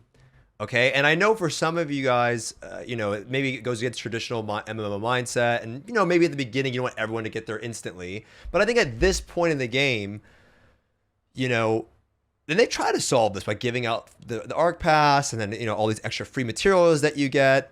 But I feel like if we were just talking about your great experience doing Valtan, and I think it's a shame that some people may have quit before they got to the raid. Right? Like they didn't get to experience probably what was the best part of the game. And I know we touched on this a little bit, Raiz, but I feel like that was their biggest fuck up, was not getting people to experience Valtan as soon as possible. And I think for the summer, they should make it very easy for people to get to Valtan item level at least. Because we're going to have Vykas and other raids. What are your guys' thoughts on that? Well, we'll start with you, Cutedog. You have 6 characters you're farming on, 14 characters. Would you be upset if they gave people a fast track to 14-15 after you worked so hard to have 6 characters for Valtan, or it worked so hard? No, I wouldn't mind at all, but I can see why someone would feel that way. Like just like if people wanted honing buffs back in Argos, and they would think that honing buffs would devalue their struggle, right, to get to like 1370 or whatever. I don't feel that way at all. I think rising tide raises all ships, so you would have you'd also have 14-15, another one, right? So that's amazing. Yeah. And I also think that as they keep giving out these things, hopefully when we look back, we'll see it's not a big deal. Because remember when we were going for tier 3 and you didn't get your full set out of the Punica dungeon at 1100, and there's some people like, oh my god, I didn't get the full set, I'm missing one piece, is there anything I can do, I can't buy it. And then you look back at that now and you just laugh, you're like, it didn't matter, right? And then the same way that 1340, 1370, you look back and you're like, okay, it was bad, but it doesn't matter now, right? Because now everyone's past that, right? And we're gonna look at it the same way. No matter what they give us or what honing buffs or lack of honing buffs, everyone's gonna catch up pretty fast. You just gotta be a little bit patient, and then So I hope they do give us more. I don't know if it didn't matter. We were talking earlier about how people were selling accessories for 400k gold and shit. I wouldn't mind one of those, Yeah, but that's so rare, right? It's so rare. But it's the potential. The potential. First week, right? Did you see Lance Master accessories week 1? Yeah, it was nutty. To a certain day one, and then it was maybe on Europe. Europe economy is totally different than EU economy is ridiculous, dude. I'm making an EU character. I'm coming to EU Thai Rain, and wait, how do you mean? Your guys' economy is so much better, dude. Well, as a Visa enjoyer, I feel like your guys' economy is way better, dude. Oh, as a Visa enjoyer, yeah, it's way better. Way better, dude. True. Yeah. Everything's so expensive. But you guys get rewarded so much more for playing the game. It's you get twice as much shit for the same amount of work. Yeah, it's give and take. Mm-hmm. It's tricky. Anything else there? What do you guys think about Nugi? What do you think about it? I think so there's a lot, but yeah. Let me touch on the whole of the Express, the Super Express. I think that's super important. I think the way people look at it, but it's gonna invalidate my previous progress. But why? It doesn't. You still had all that, people will still have all the stuff that they had on that character, and then they'll have an extra one. Now they can even choose. If they ever were in doubt, now they have an option, right? And if you then say, but all these, there's plenty of people who know life, the people who put in the most amount of work are the people who are going to put in, get the least amount out of it. But they're already set, so they don't care. It's oh shit, a 7th alt? Sure. I'll maybe swap some things around. I'll take that. The people who are struggling, they'll just have like all of a sudden, right? The people who are really far behind, they'll be like, oh shit, I can actually like try something new. And I think like in leaning into to Lost Ark and how it's not just a game about one character, and just giving people options, I think is really important.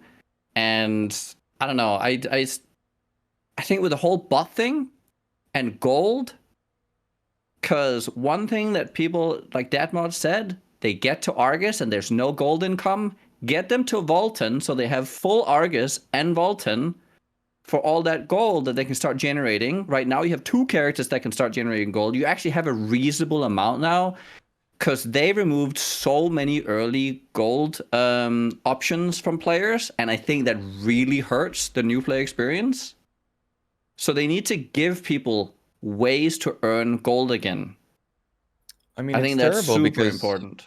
I think they're just really scared of like the inflation of the economy, because they had that. I kept hearing about that in Korea, but like realistically, we're fucked, like proper fucked, because if half of the player base was bots, and those bots were taking like 3 minutes per bot to generate 50 gold, and they did that for an entire month before Amazon and Smilegate did anything to start removing like any of those supplies at all.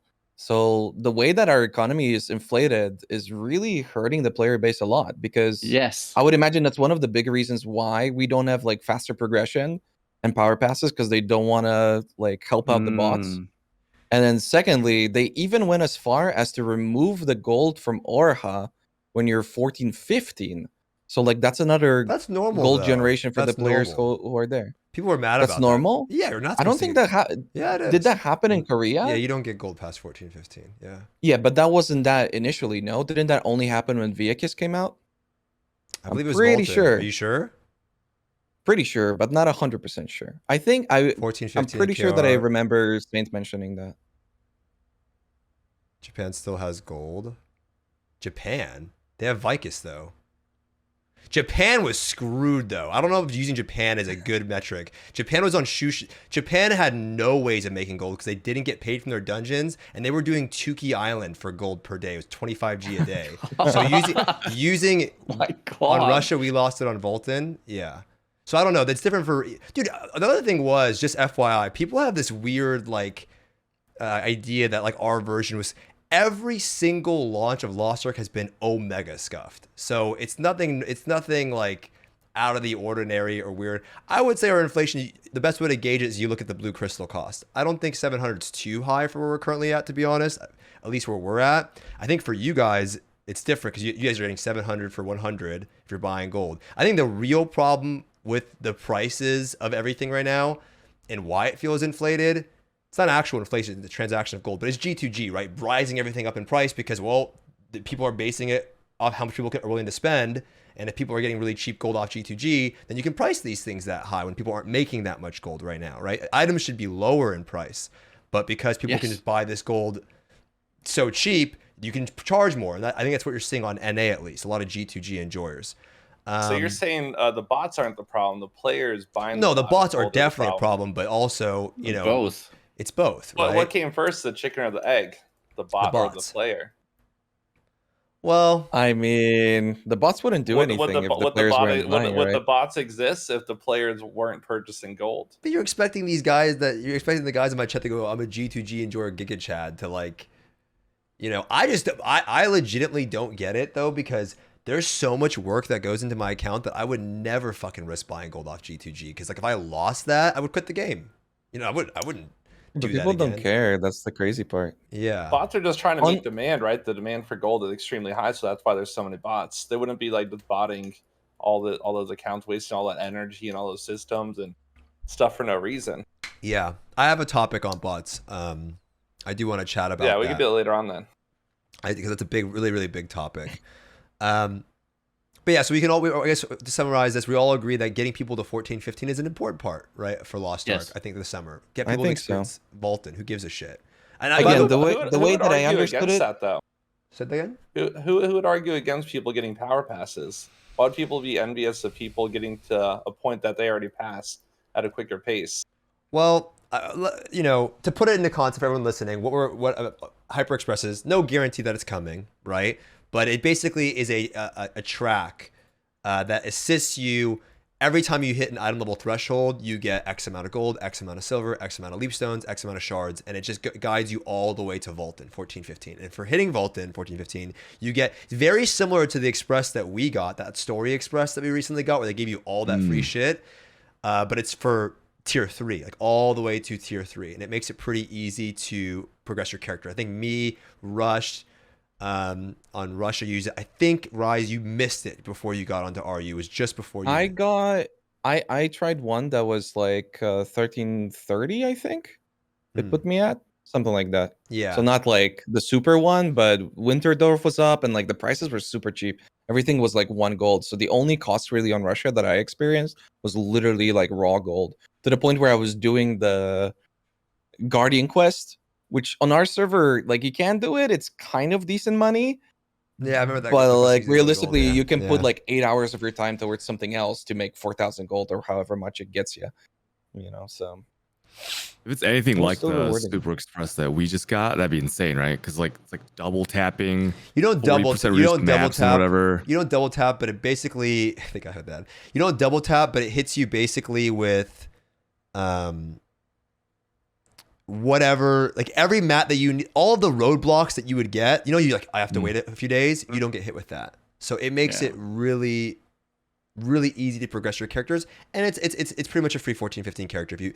And remember, dude, when I used it, I had the bridge to help me a little bit. I had South Vern, but it was my one character on Rush, and I got to 14-15 in a couple of weeks. I didn't have any of the alts that you guys had. I had none of the alts that everybody had, none of the materials lying around, no gold income, and it got me to 14-15 pretty much broke. And I ended up being there with like 20,000 gold, right? So it was pretty helpful. Now, again, I'm literally not, I have no inside knowledge for getting this, but I would assume, and I've talked to a lot of my friends as well, that I think it would be a mistake on their end. I hate creating this expectations if it doesn't happen, but I think they should definitely give us a HyperExpress for Valtan. Maybe it can solve the support issue that people are experiencing too. It won't happen. It's because of the bots. There's no way they're gonna do it. You think that? But here's the thing, dude. Are bots going? So this is a good point. Fuck it. Let's just talk about it when we get there, because it's a whole other plethora. I want to talk about everything's. Let's talk about it later. Because it's so. I know. I feel so bad saying that, but it's like you guys are connecting so many of them, and okay, fuck it. Let's talk about the bots now. You don't think it'll happen because of the bots. So I think that bots aren't going to be able to keep up with Lost Ark item level in the long term. I think they're going to stay at this 1300 item level and farm chaos dungeons, but it doesn't make sense for them to go to 14-15, right? That's a shitload of gold and mats, and they're going to try to collect some raw gold. I think our raw gold rewards from the HyperExpress are going to be stripped. And I think they're just going to give us more materials that are bound. It's a good idea.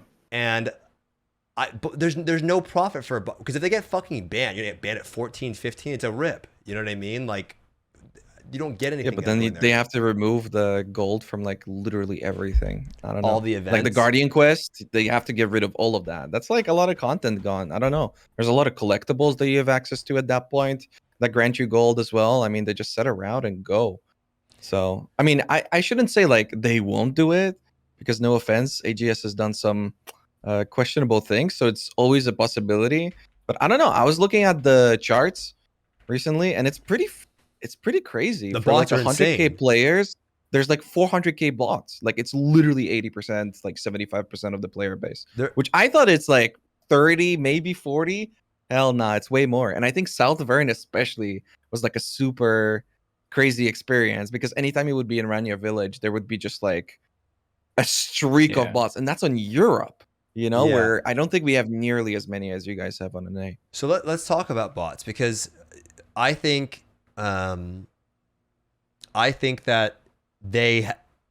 it's gotten worse because they got that ban wave went out, right? Because when that ban wave went out, there was dips. If you looked at the charts, if you look at the charts right now, there are no dips.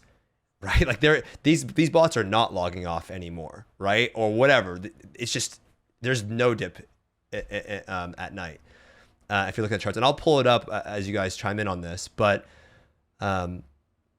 One of my friends suggested that maybe they do a ban move and they lock the servers, but I don't think they want to lock servers before the launch. No, that'd be terrible. Of summer and these new raids. So, Nugiyen, let's start with you. What do you think about this bot situation? I don't really have experience with bots in other games. I haven't really played free-to-play. I played WoW. There are bots there, but not to this extent. So, do you have any experience with bots? What do you think about the situation, and what do you think they can do about it? I mean, I don't. I'm sure there's bots in like every game, every MMO, every RPG. Like it's anything with a trade.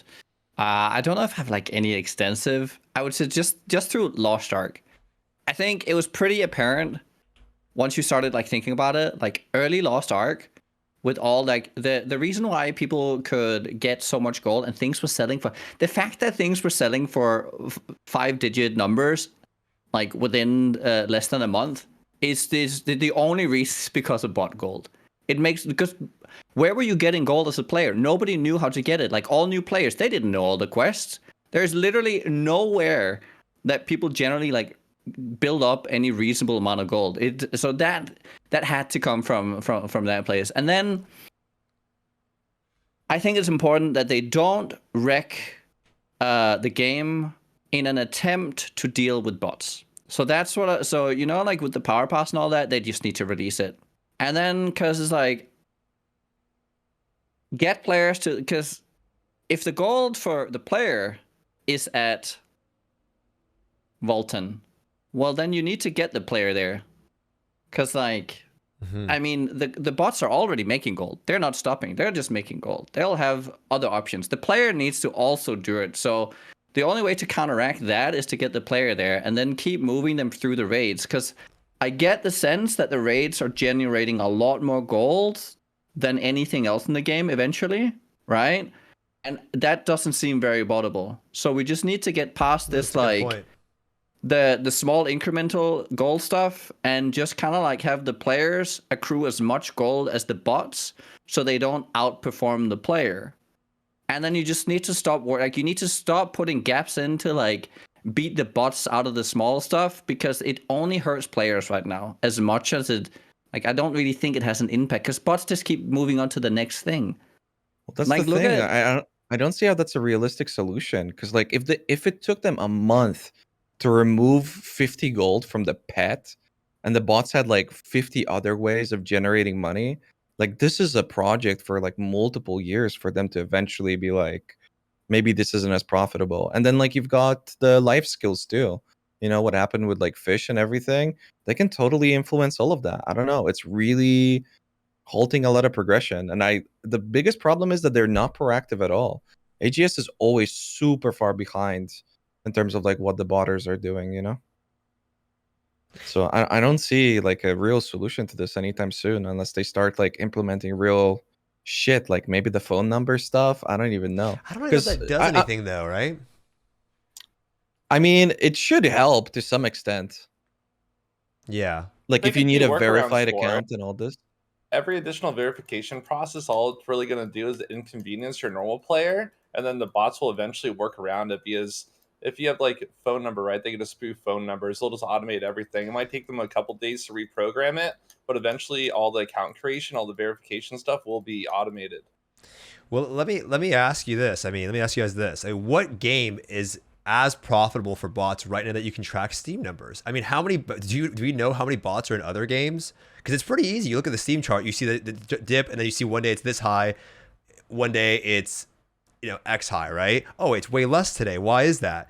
Well, how many games let you see that? Like, what game on Steam right now that's large? I'm not talking about fucking Team Fortress 2 with like 70k players. That's large, right? Is being botted that you can track. So how do we know how many bots exist in other Exile games? I was gonna say pretty big. Diablo 2 is pretty big for botting. Lost Ark is kind of like the. Is Path of Exile large enough to track botting? I think the impact is huge because, like, to play devil's advocate, obviously I don't like bots in Lost Ark, but I think people only care so much as it affects them negatively. So, like, if you one day found out that there was more bots in Lost Ark, but your red destruction stones and your blue stones were like 1 gold now, people probably be pretty happy. Fish went back to 1 gold. You make basic Rayha materials for like 1 gold for 100 fish. People be pretty happy with that. like when I play PoE, like I'll kind of quickly explain this. No, you're but good. Take your time. There's kind of a system around Path of Exile where if you play Trade League, which is probably like 70-80% of the player base, you need the bots.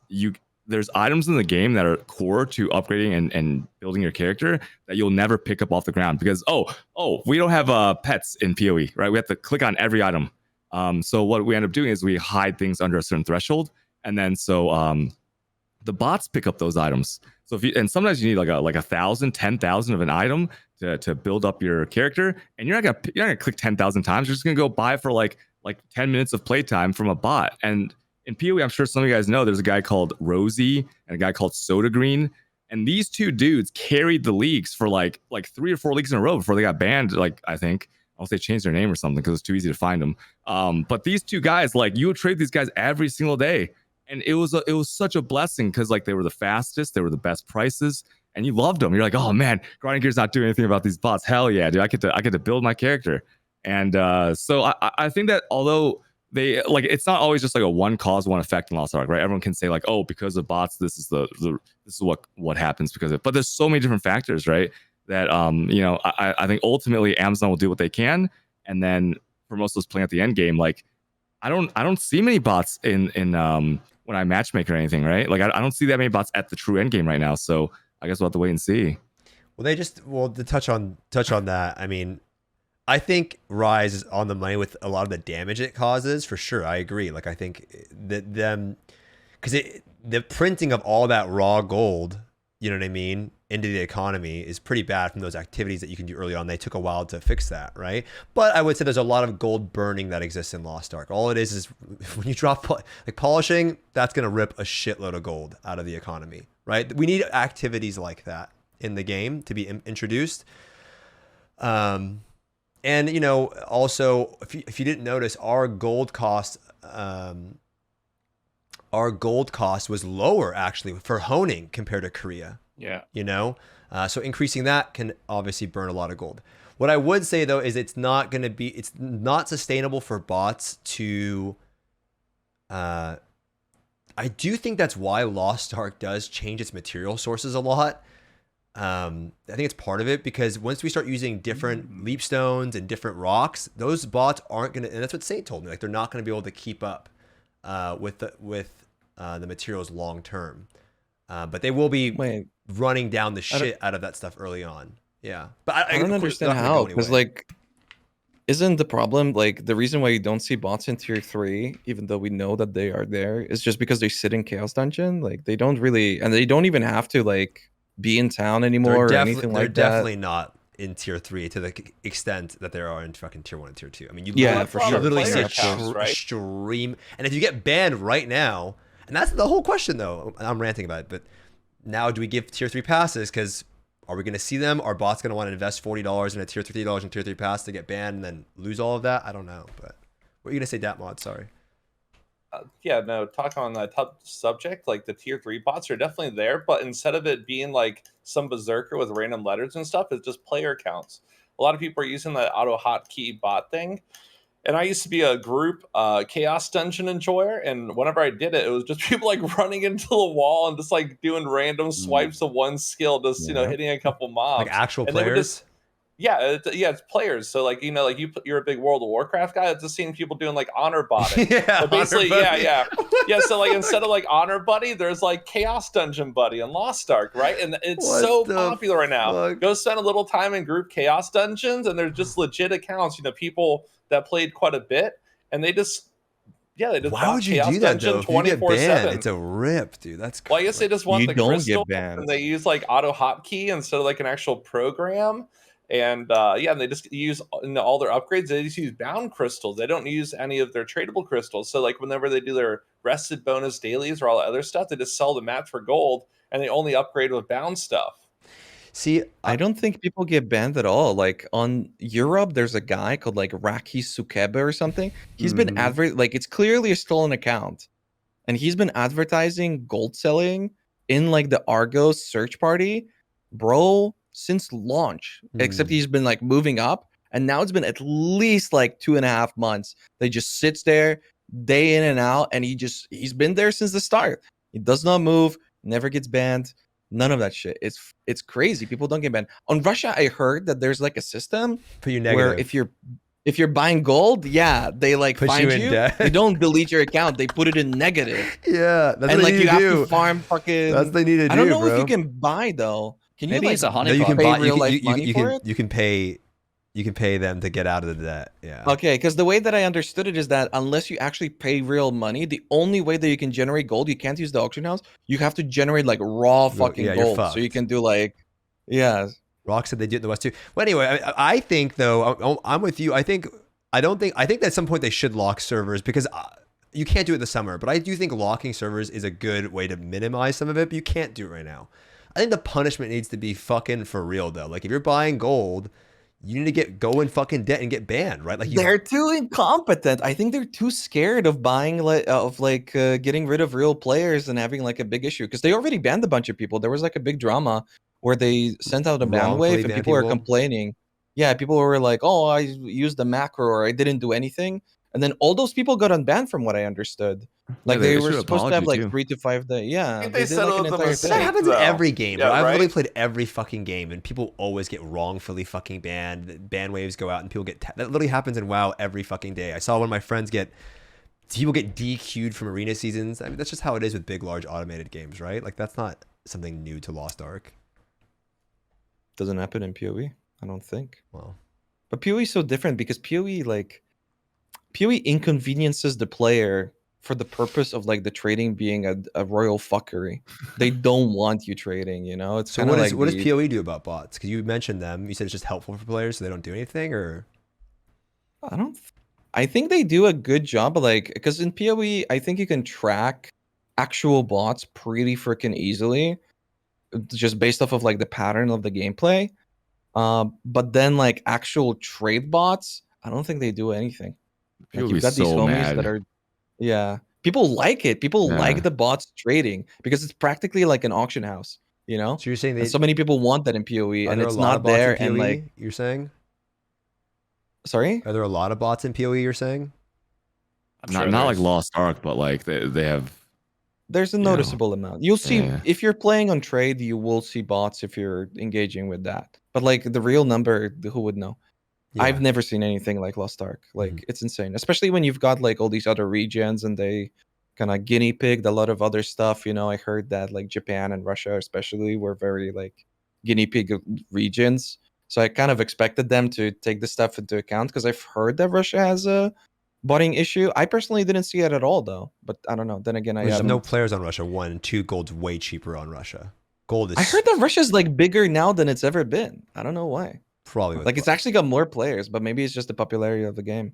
could be, but I think gold's much cheaper on Russia, right? Like you're getting more gold for the crystal conversion. No idea. It's way cheaper, and that might be a Probably. thing too. But my friend was just telling me he thinks that it's just a lot of it has to do with you being able to track player numbers and seeing it. And I just think them sitting in Vern just doesn't look fucking good for a new player experience. Anyone getting into the game, seeing bots isn't a good look, right? And it's like bots But- that cheat too. Like they speed hack. They fucking teleport around all I heard day. that's and all this, latency. I like- don't even know if it's them teleporting. I heard that's just latency and shit. I heard that it's like a client side because people were doing that shit in PvP. They were like increasing their speed. the speed, by, the like- movement speed thing, yeah, the teleporting. Yeah. We're gonna say Datmodz. They're using like cheat engine. Well, the big thing with Lost Ark that's different than a lot of other games. The bots are like in your face, so they're more noticeable. So it's a more apparent issue.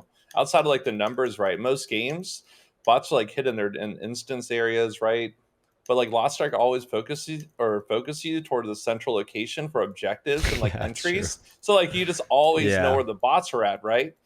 And you get to swap to the channels. In other games, like bots will teleport or they're hidden, or you don't see them on a day-to-day basis.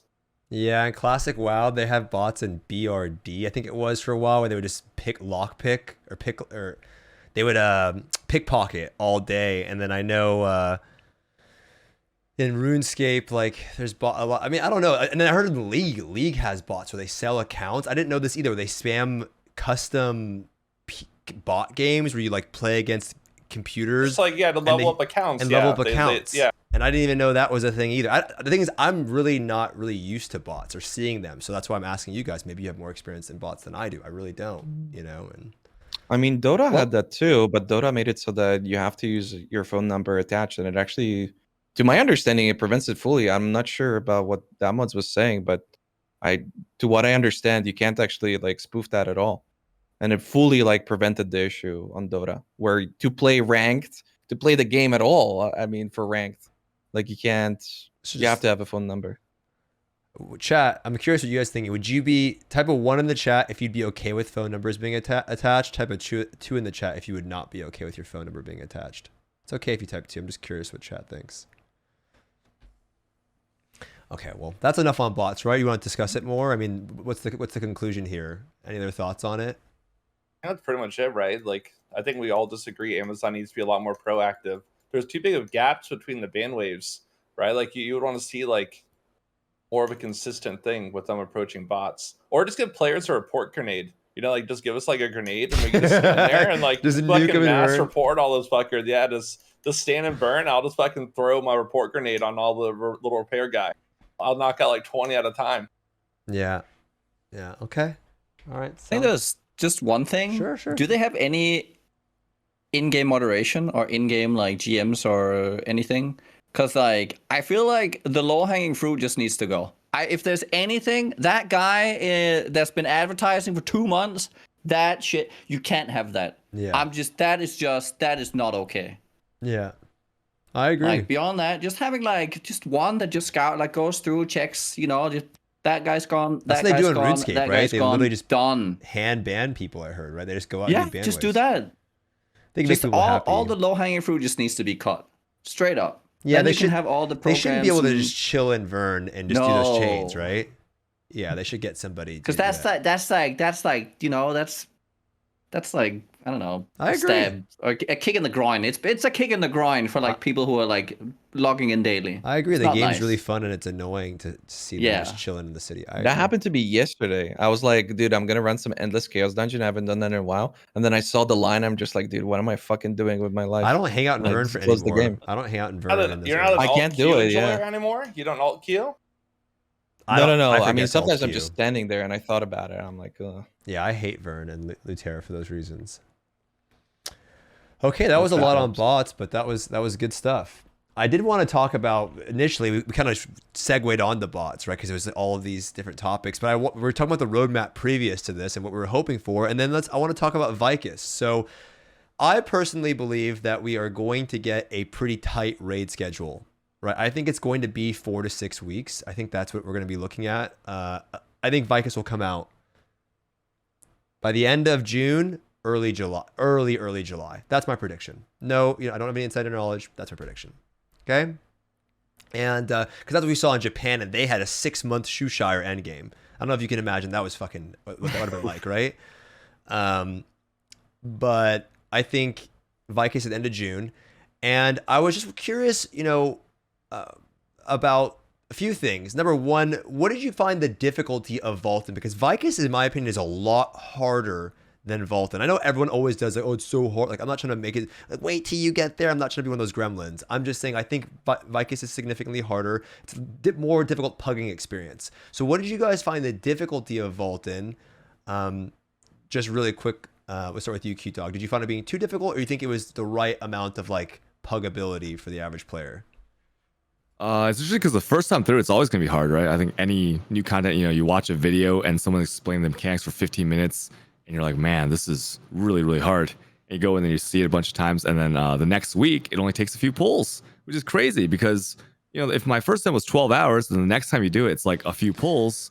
Isn't that kind of weird that it's like that fast, even with like different groups and stuff?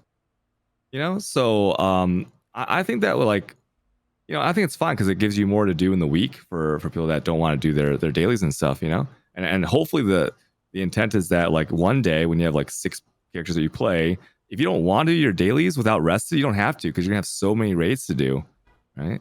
Got it. It'll all be on farm one day, so yeah, more content. What about you, Datmodz? What are you hoping to see out of Vykas in comparison to Valtan? Is there something that you want to see more from the raid? Kind of like a masochist when it comes to raiding. I think more difficult is better. I'm all about like like learning the mechanics, making a lot of mistakes, getting owned, and then it just feels so much better like when you get that victory, that W, I thought the difficulty of Valtan was good. You know, I kind of like, I didn't read any guide, but I watched like Korean players do it in the past when it released, so I kind of had an idea of what's going on.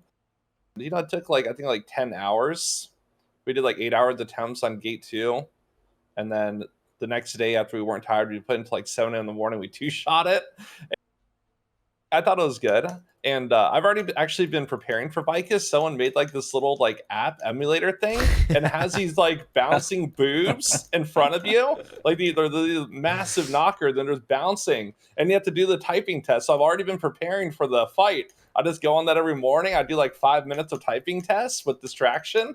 I'm pretty. I don't know about the rest of the mechanics, but I think that might be the hardest mechanic for most of the Coomers in chat. Okay. All right. It took me, as far as difficulty goes, Vykas took me 3 weekends doing it blind, and I cheated on phase 2. Somebody like came in my chat and just fucking told me this thing that I would have never figured out. So I'm glad that they did. Wait, you're glad? Dude, Hold up. I feel like if you, well, I think if you could figure out that raid completely blind, I won't even spoil which. I couldn't figure out Argo's phase 2, so I don't have high hopes. But I'm also a masochist like Datmodz. Like okay, Figuring it out, right? Don't worry. I would imagine so. I'm hoping so, but simultaneously, I don't know. Vykas was the RU pug killer. I had friends that I remember Vykas was the end game raid that were on RU. I'm like, yo, let's do Vykas. Like, oh, have you done it before? And they'd been playing. They said, no, I don't do that. They were sitting in just Valtan gear and not finishing their set. They didn't actually want to go do Vykas because it was too hard to do in pugs with the language barrier and everything. It was difficult. So what are you kind of hoping out of Vykas? You never got to do it. You got to do Valtan, Rise. What are you hoping out of Vykas as a raid overall? I mean, personally, I'm hoping for it to be as brutal as possible. You know, people often, like, whenever you're doing something blind, and especially in PoE, I always want more difficulty. And then people see me die, and then it's like, oh, yeah, you wanted more difficulty? Get fucked, nerd. But that's, at the end of the day, that's really what I want. Now, whether or not that's actually good for the game, because Valtan, it doesn't seem like super puggable, you know? I usually make my own parties, and they're usually even like, a lot of times I'm doing them off stream and everything, so it's like a proper pug. And I have like a very, you know, don't join if you don't know mechanics type of shit. And usually it goes kind of okay. But if you're just like, if it's one of those groups and 90% of those groups are like that, where it's just like join, you know, chill party or whatever, I don't see how it's fucking doable, like, at all for those guys. Like, I don't think there's any You think way. a step above Valtan's too difficult? What do you think, Nugi? You think it to be more difficult than Valtan is a bad idea for pugs? No. I think Valtan will be fairly puggable with very little effort soon. I think people are very good at like picking up on like certain strategies. I mean, just look at Argus. I mean, I just matchmake Argus. I started matchmaking Wait, you do Argus. the whole thing? The whole thing? Just phase 1, right? Just like, but that's just like phase 1. Yeah. But like, I started matchmaking Argus like week 2. Mm-hmm. And it's like, it's a little bit hit and miss. But like, you just start seeing that people start understanding patterns, and like the, you know, the 1, 2, 3, or the north, east, west, south, and all that, and the people have like these like big lines of text scripted for like, oh, sun, moon, daylight, dawn, break, whatever, right? It happens. Like, it doesn't take that long. I think the main thing for a good, so like matchmaking, yeah, once you go a step further, that's not it. Like, that's really hard with Argus, but like just random groups in what's it called, in the party finder, the key part, and I think the same thing will be for Valtan, is a good raid leader or like a good party leader. Because like, if someone can manage all the different, what do you call them, the things that come down or like do damage, Esters, yeah. Yeah. Esther If someone can manage the esters and just skills, ping on the map, be there, it'll be fine. Because people can learn the mechanics. I think Valtan is it takes a bit to learn the mechanics, but it's very fair, right? And it gives people ample opportunity to learn everything. It happens a lot. You don't immediately just get run over, because damage is not extreme in those fights, right? If you have a support, you can tank a lot, like a lot of things. Eventually you run out of potions, and then eventually you get to the last platform, and that's kind of where people will fall off. But then after a couple of weeks, people will learn it. So I don't think puggability for Valtan will take too long. It's more like just supports make it easy, but it'll be a full DPS puck thing eventually. Guaranteed. What do you want to say? People Ryan? want to get better. People want to get better at Valtan too. Oh, yeah? Like, you know how good it feels to like counter like everything. Oh, It's yeah, like it feels wow. so good. If you're the chat at the end, yeah, feels good for sure. I think aspirational content's really good. You know, something Yeah, to set a yeah. goal for. But so you've already done this fight in RU. How much more do you think Vykas is communication wise compared to Valtan? Like, are pugs going to have to use Discord, or are they going to have to communicate more? What do you think? So there's I've done it on KR, and KR they don't need Discord. They have little like keywords, code words. You know, they use clocks a lot, like 7-2. That's your spot for the mechanic. But that's knowing the mechanics ahead of time. When I first did it on Russia, I was like, "There's no way you can do this without Discord," right? So, I think the raid's significantly harder for sure. I think it's more. Valtan has like no mechanics. Realistically, it has like no mechanics, right? It's more just like I guess you could say like grabbing the balls on the sides or mechanics. Like, that's not what I'm talking about. This raid has like a lot of like health bar. At 130, he does this. At 120, she does this. At 110, she does this over and over and over and over again. And the groups get split sometimes in different encounters. I don't want to spoil it too much, but it's a lot more like a World of Warcraft raid with action combat, right? A lot of mechanics in it. But one of the main things that I do think people should know about the raid is that in Lost Ark, you still can work towards your set. Like, I know some people are like, oh, I'll never be able to pug that shit. If you can clear the first phase, you still get some of the wings, right? Some of the plates, some of the horns, some of the materials to craft your set. And you can be someone that can just clear phase 1 over and over until you're ready to do phase 2. You can take your time and still work towards your set. I thought it was toenails. Are they toenails or claw? I don't know. No, are they wings? Or are they toenails? They look like toenails. The normal ones are the like toenails. crazy vampire toenails. The toenails are the normal mats. The wings are the hard mode mats. Yeah. With Lost Ark, for me, it's so hard to tell because, okay, so Orha hard mode, there's no mechanics in that shit. But matchmaking that for the first like 2 weeks, impossible. Like, it would take me 10 parties at the very least. And this is with me explaining every single party every single time.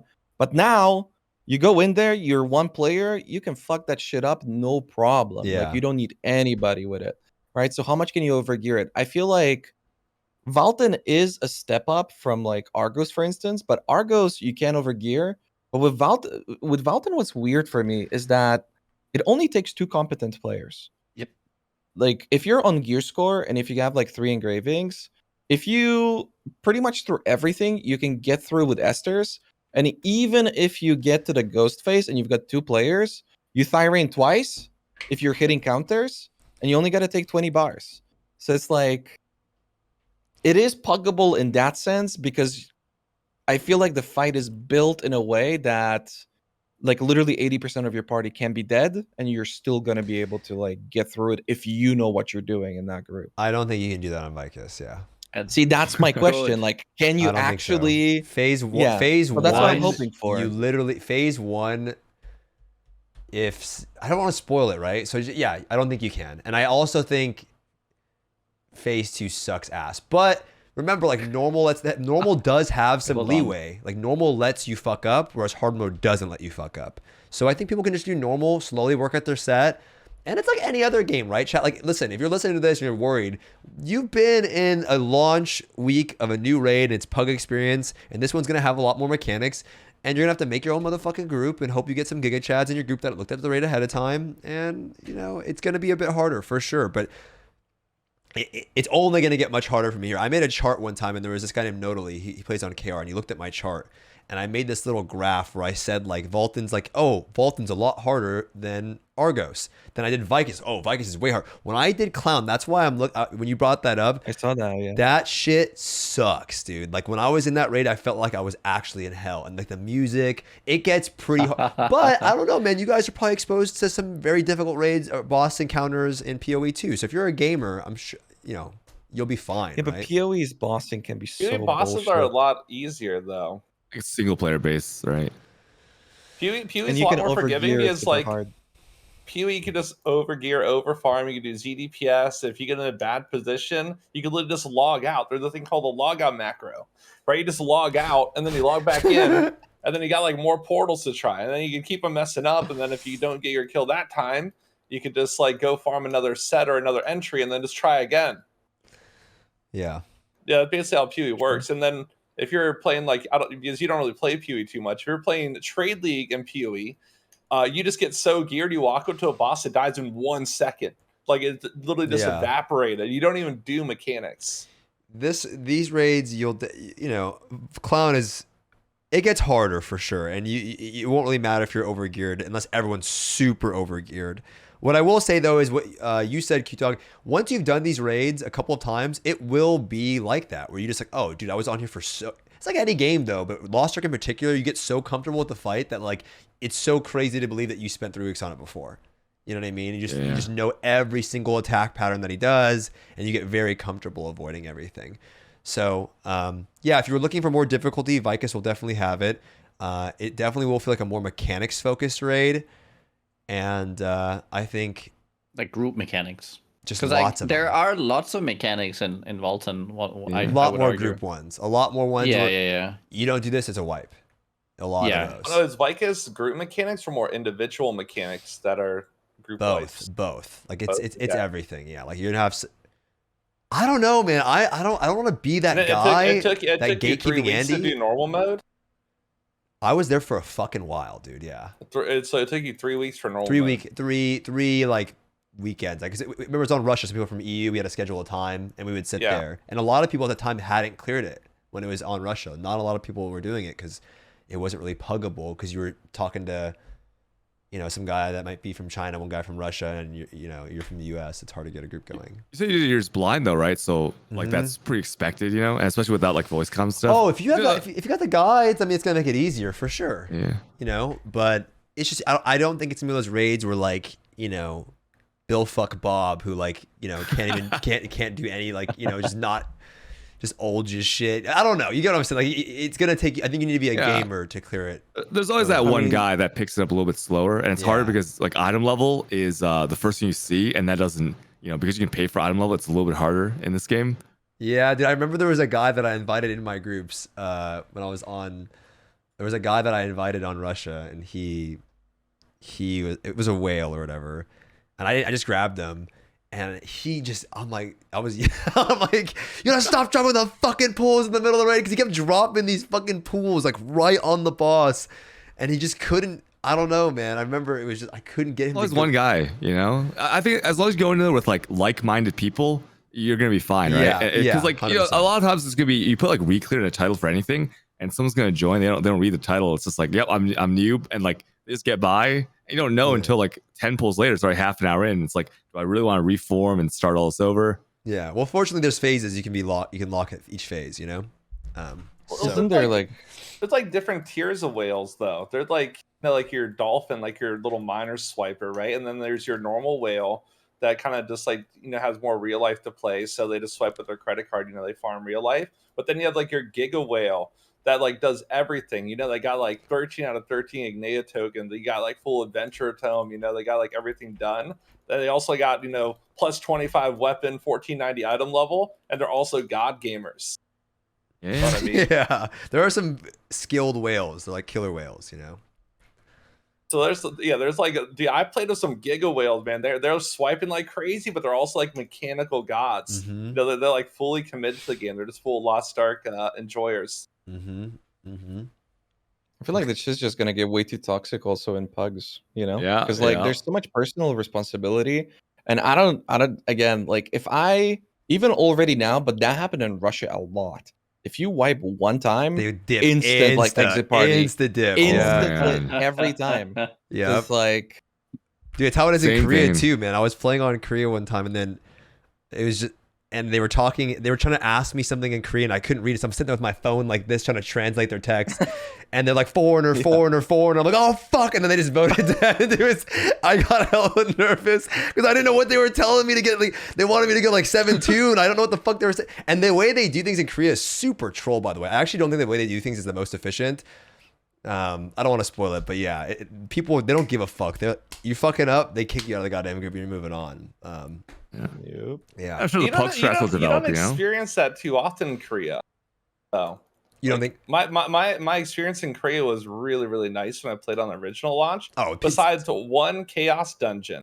Like, I remember all the Koreans died, and I was playing, and then my name was an American, and they called me White Devil, and they vote kicked me out one time. White Devil? White Devil. They literally typed White Devil in the fucking chat. That's the worst and one. Like, kicked me out, dude. When the people are fucking up, and then they're the ones like voting the Leaf Party. Yeah, dude, that's what we get over here in the Oh my West, bro. God. They're the ones that, dude. I've tried to do these puggable experiences, like these pug Argoses, and they're messing up, and then they want to leave. I'm like, what are you doing? I'm here to stay. The people that type the most, man, they're usually like, they're so mad, right? Yep. And they're like blaming everyone else. It sucks. Yep. Have you guys ever had a group for a dungeon or raid or anything vote quit before the first poll? I've had to have it a couple times. Oh, wow. Like they pick like the wrong mode. They pick normal mode instead of hard mode. Maybe. No. I've had one where like the guy like inspected some other guy and was like, no. And like, they vote quit, and then 5 people voted yes instantly. I was like, what's going on? This is a great. Okay, that shit happened to me all the time as Pistolier in Russia. If they saw that I was Pistolier, they were like, "Fuck no, dude." This is a great segue. No way. No matter, like you can out DPS them. Like doesn't matter. It's just out. This is a great segue to our next topic. I want to wrap it up with I have so many. I'm actually, by the way, I just want to say, super happy to have you guys. You guys are really talkative, and this has been fantastic. I thought I'd have to drag it out of you guys, and I love this. I know Raiz has to get out of here soon, so I need to use the restroom really fucking bad, though. So can we just take a quick break? I'm going to use the restroom. Yeah, sure, yeah. 2 more topics, and then we'll wrap it up, okay? Welcome back, everybody. The segue I wanted to talk about was actually gatekeeping in general in Lost Ark, because you guys were talking about your class, Pistolier, talking about people voting to end right before you guys even poll. I'm completely blind to this now, right? Because I just post a group, everyone signs up. I don't have to experience it at all, you know? So I and maybe you guys are in some ways too. I'm not sure, you know, but someone asked me to ask you guys specifically about gatekeeping, and you know, maybe not getting invited because you're not 4x3, which I've heard some people complaining about. Maybe your gems are not up to par, even though the boss doesn't require 4x3 of those types of gems. Maybe your class isn't that great. Is that just standard in games nowadays, or do you think Lost Ark has it? Especially, what has been your experience with that? We'll start with you, Cutedog. I don't know. I think like I don't matchmake that Wait much. a minute. But, like, look, You asked the Bard player. What? He's smiling and laughing. I had to ask him. Okay, it's because it's like a meme. Before you let Cutedog talk, can he talk about his int list that he has? His little notebook of players? It's a meme, dude. It's a meme. Wait, what is an int list? I have to hear this though. Okay, I have it. Like, if you're like really bad, or like you do something like let's say you know 2x, right? 2x desk looter kills, and then the guy leaves after 1, and you got hit 2 more loading screens and make a new party. Like, I mean, I have int list, and then you know, it's a funny stream. It's a funny stream moment. It's not. I don't know any of the names on there, just for fun. So you invent them in Korea. They put you on invent basically, if you do something. They put you on, or like they like AFK and like hold you hostage and stuff. Like they do weird stuff, you know. Yeah. Well, okay. What was the topic again? Have you noticed any type of gatekeeping in the game, or you know? Okay. So I think a streamer is going to be a little bit. It's like a little bit different, because anything you do to like not invite someone, like first come first serve, is going to be seen as like toxic or gatekeepy, right? Like let's say you see a guy with like, I don't know, like 20 roster level, and then you're like, I don't want to take that guy, right? And then people will be like, oh, that's toxic. But like for like most content, I mean, if you can play, you can play any class. I just take whoever, really. Yeah, I play support, so support, you know, you don't experience it as much then, right? As support. Yeah, I mean, if I have 1 DPS that I play at current content, and it is hard to get in. 1 DPS of your 17 characters or whatever. Well, no, I have more, but on current, like on Valtan normal. So you have. Are you on NA East? Yeah, I'm on NA East. You gotta add me. I needed a. I got a lot of sports. I have 5 sports at Valtan. Yeah, you're everybody. Everyone hear that in chat? You need to go hit up Cutedog. Dude, he has 5 supports. Chat's like, I can't find a single support. This guy has 5 fucking supports at Valtan. That's crazy. They release dude. artists. Yeah, they release artists that people have supports, man. Okay, that's an issue. That's a topic in itself. What do you think, Datmodz? You played a lot of different games. Do you notice it exponentially in Lost Ark? Gatekeeping? No, it's not worse than any other game. Like every game you play, people gatekeep. You know, like World of Warcraft, you're pugging. People go, one mistake equals kick, right? Only big dick damage. Same thing. The same thing is applicable to Lost Ark. And like for me, like my vision of the game is a little skewed because most of the time I just put together my own groups where I run community raids. However, like people come and chat all the time to gatekeep. They're like, I play a floor slinger, no one invites me. I play a soul fist, no one wants to invite me. You know, I play a red lancer, people only want blue ones. So I guess to a certain degree, like if you're a legitimate pug player, right, that's like not a streamer, like, you know, the streamers, we don't have the same like view of the game as normal players. We don't have to deal with a lot of the bullshit they have to deal with. So, you know, I'm definitely skewed. It definitely happens quite a bit. And I'm definitely seeing the requirements for pug groups getting higher. And if people think you have to have 3x4, you only need 3x3. You don't need level 7 gems. You're a really nice guy, though. Definitely people gatekeep quite a bit. And also I have this thing, I've never kicked anyone out of a group. I have this mindset where if I put a group together with chat, we'll get it done no matter what. Like we'll persevere, we'll make adjustments, we'll work together, and we'll grow together, and we'll eventually down the content. Yeah, that's not just Lost Ark. That's like any game I play. Yeah, Datmodz is a really nice guy. Like I let him into my we do Valtan together every week, and let's just say that he lets anybody in. He basically does first come first serve for Valtan groups. It's crazy. Yeah. I did first come first serve with Twitch chat. People that never did it, and we got it done. We had to learn some mechanics. We had to improvise. You know, we had to like stop DPS and like do gimmicky stuff. But you know, we got it done. I don't think I did. And people message me and they're like, "Dude, I tried literally for 30 hours last week. I didn't get it done. Thank you so much for bringing me." Right. So you always just have to remember the person behind the character. It's a person, right? It's not just nobody, and they have like feelings and stuff, and people learn at different rates. So if you can do that for Vykas, I'll be impressed. Just try to be a little bit understanding, you know. If you can do that for Vykas, I'll be impressed for sure. Because I did that up until Vykas, and then I was like, oh, it would just be me and this dude. I'm like, Johnny, you got to stop standing in those puddles. We were there for so long. I'll never forget that.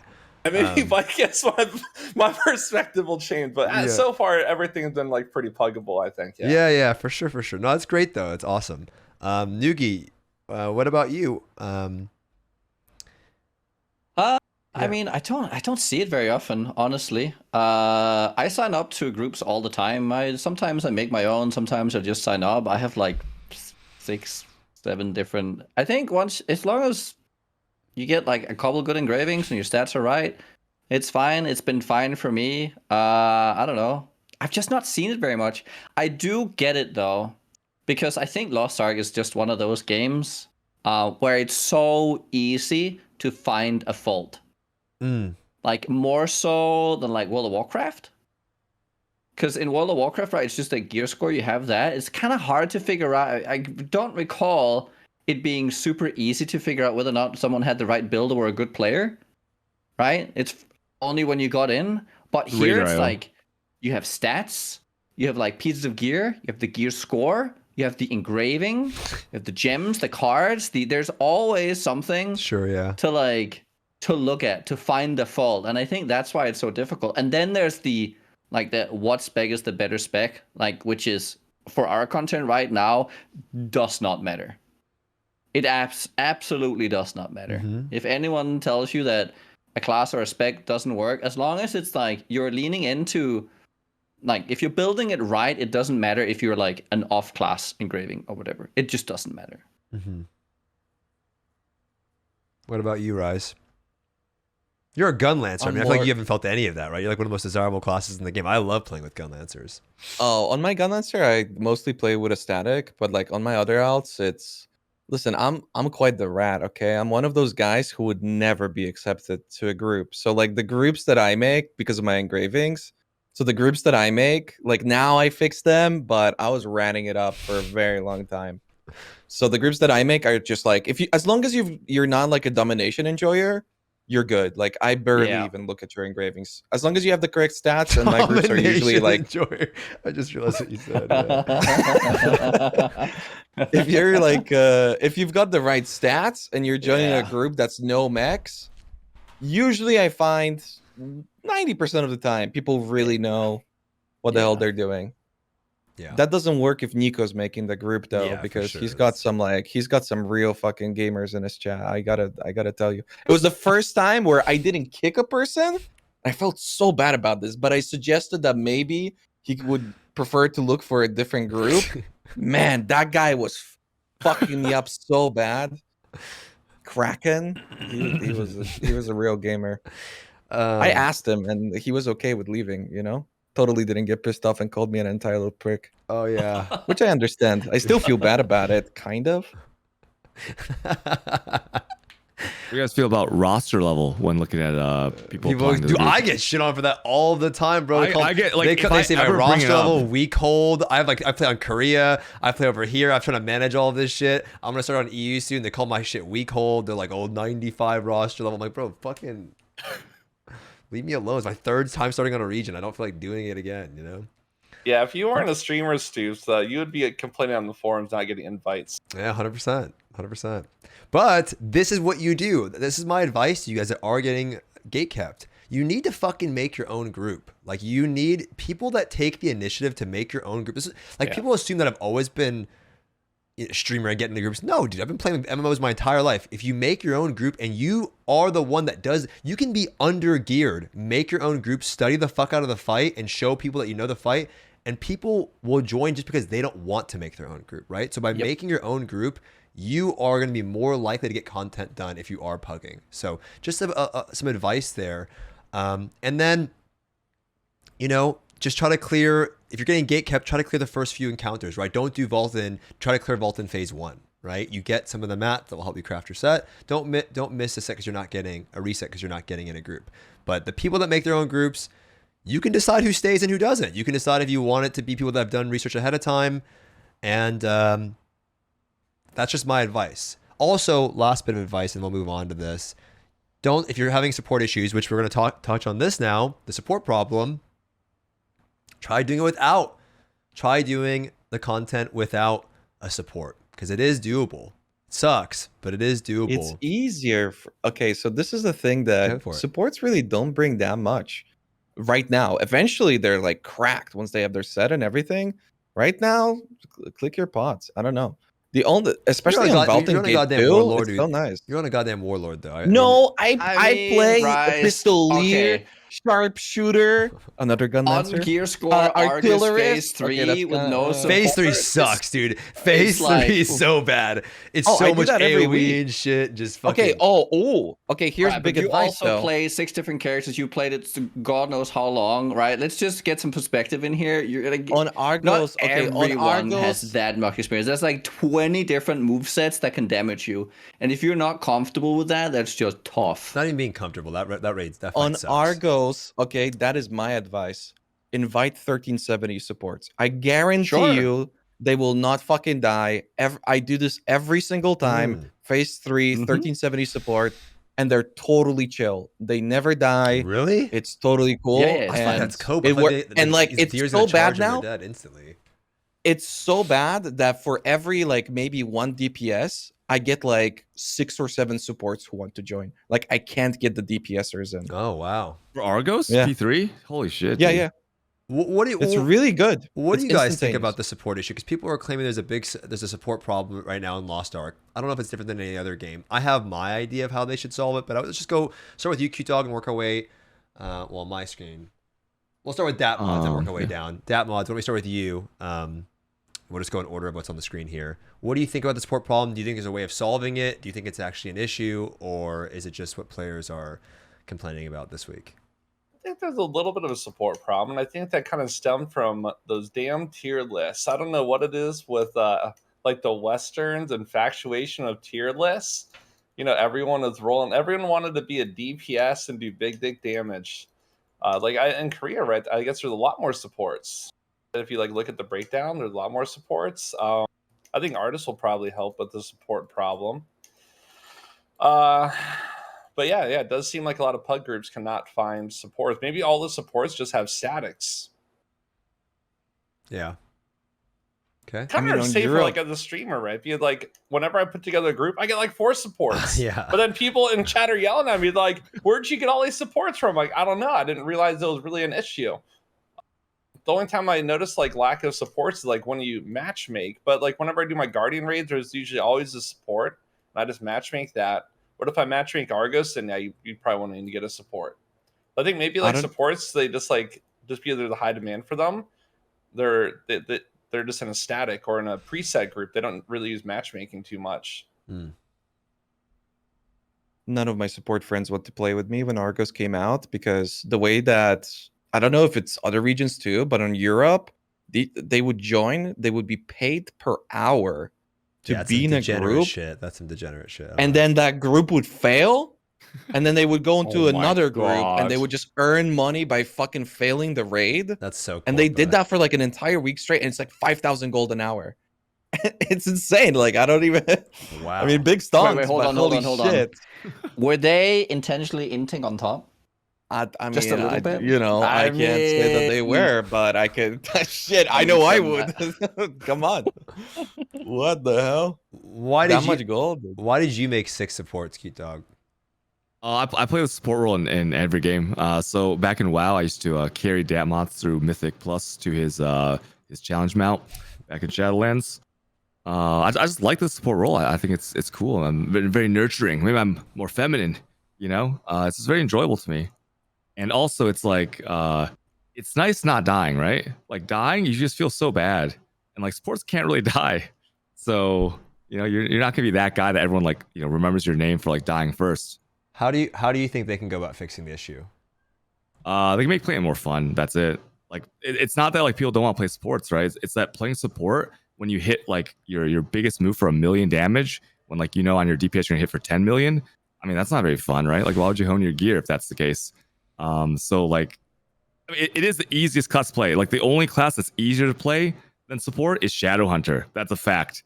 And so like, I don't think it's like the intimidation of like, oh, I failed to heal my team or support my team or, you know. So like, for example, if you do shit damage, right, as a support, and that's the main reason it's not fun, you need to give them other things that make it more fun. So for example, Gunlancer is a DPS, right? It's not a support, but Gunlancer can do things where the entire party knows there's a Gunlancer there. Like if you made like Gunlancer invisible, like there's no icon, you would know a Gunlancer's there because like the Night Fox YOLO, the tornadoes are just gone.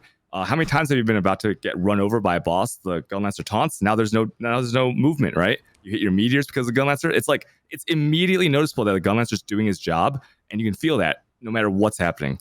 With a support, like nobody knows what's going on. Like it's like a thankless job. So if they put cool mechanics like a Gunlancer to give the classes more identity, where the team's like, holy shit, that was support right there, right? It would be much more fun and rewarding. Like I want to make a Gunlancer because I know I can impact the party and everyone's gonna see it too. That's why I made mine, because like the idea that I can control the fight rather than the fight controlling me was really cool. But to be honest, it's pretty brain dead. I don't know. But then again, dude, the Koreans were so obsessed with me fucking not using Nella in tier 1. I'm like running Ornil and all the Koreans are just spamming how I'm not using Nella. It's like, dude, I don't need this shit in tier 1 content, tier 2 content. Like, come on, man. Like Valtan, okay, it gets kind of Nella's helpful, you know? Some Guardians, okay, but like just don't get hit. I don't know.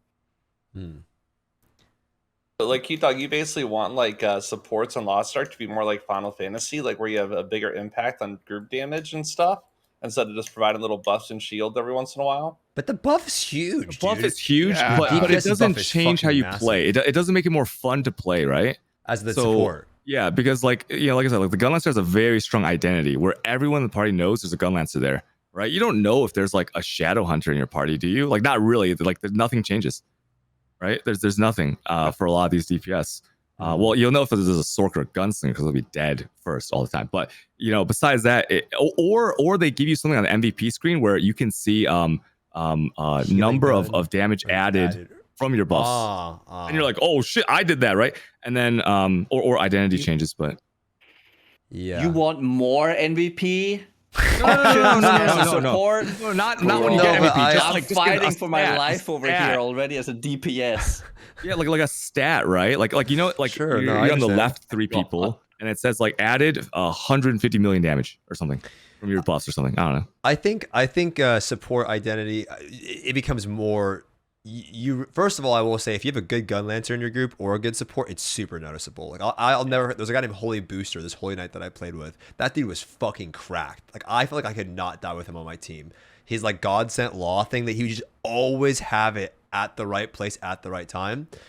He's still in my chat sometimes, but that guy was actually cracked. But what I was gonna say is that I think the problem with the support issue, just to chime in for myself, is that not everyone. How many people in chat would love to have a support as have a Holy Knight or a Bard? They have it as an alt, right? Right now with current endgame content, it's hard to have a couple characters at Valtan unless you're Ryze, right? So having that many characters at Valtan, it's difficult. So maybe your support is an alt, but getting there on that support's pretty difficult right now, right? So because a lot of people don't go into the game maining support, we're not going to have that many supports at current endgame content, which is why I really think it's not just implementing artists. It's about giving people a free pass to Valtan right now.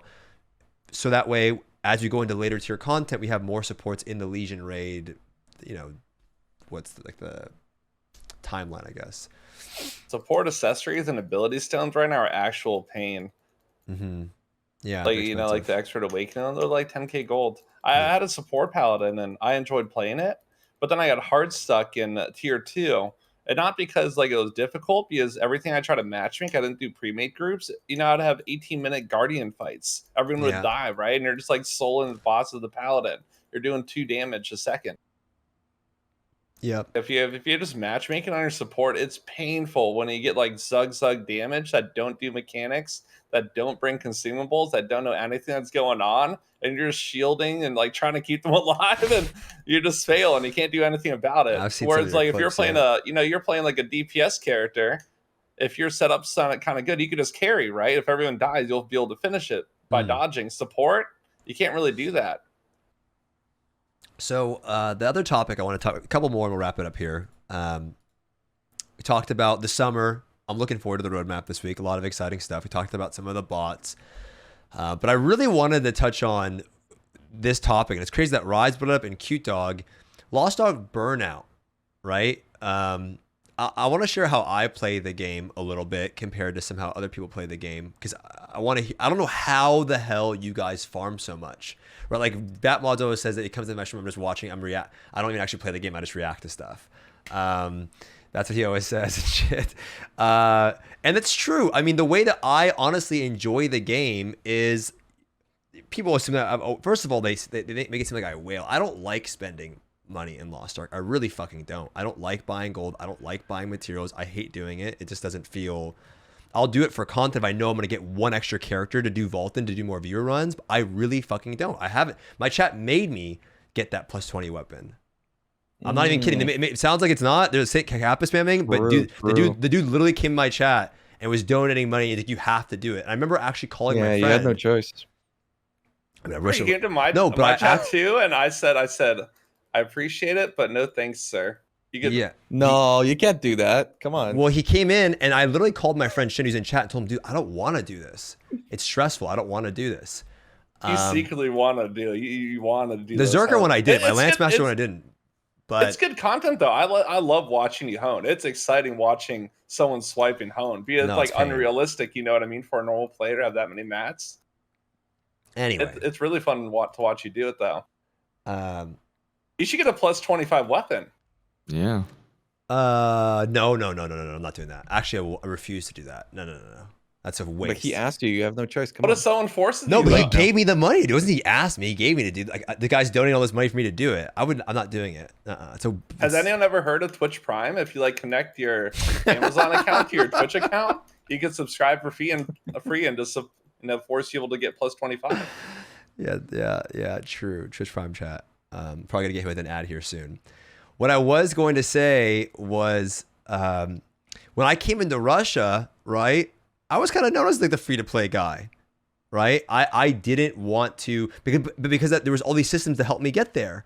And the way that ATK brought it up is that when there's all this content ahead of you, and you have all these things to do, you can kind of slowly let your shards build up and push your ults more naturally, right? And so the way I play Lost Ark is I just log on, I do my dailies. I don't really grind that much. I use Rested. You know, I don't do Chaos Dungeons on every single one of my fucking characters. And I can't do that. I just don't enjoy it. I play the game primarily for the raids, and nowadays, you know what I mean? I can swipe if I want to get to the nearest raid content and play less, right?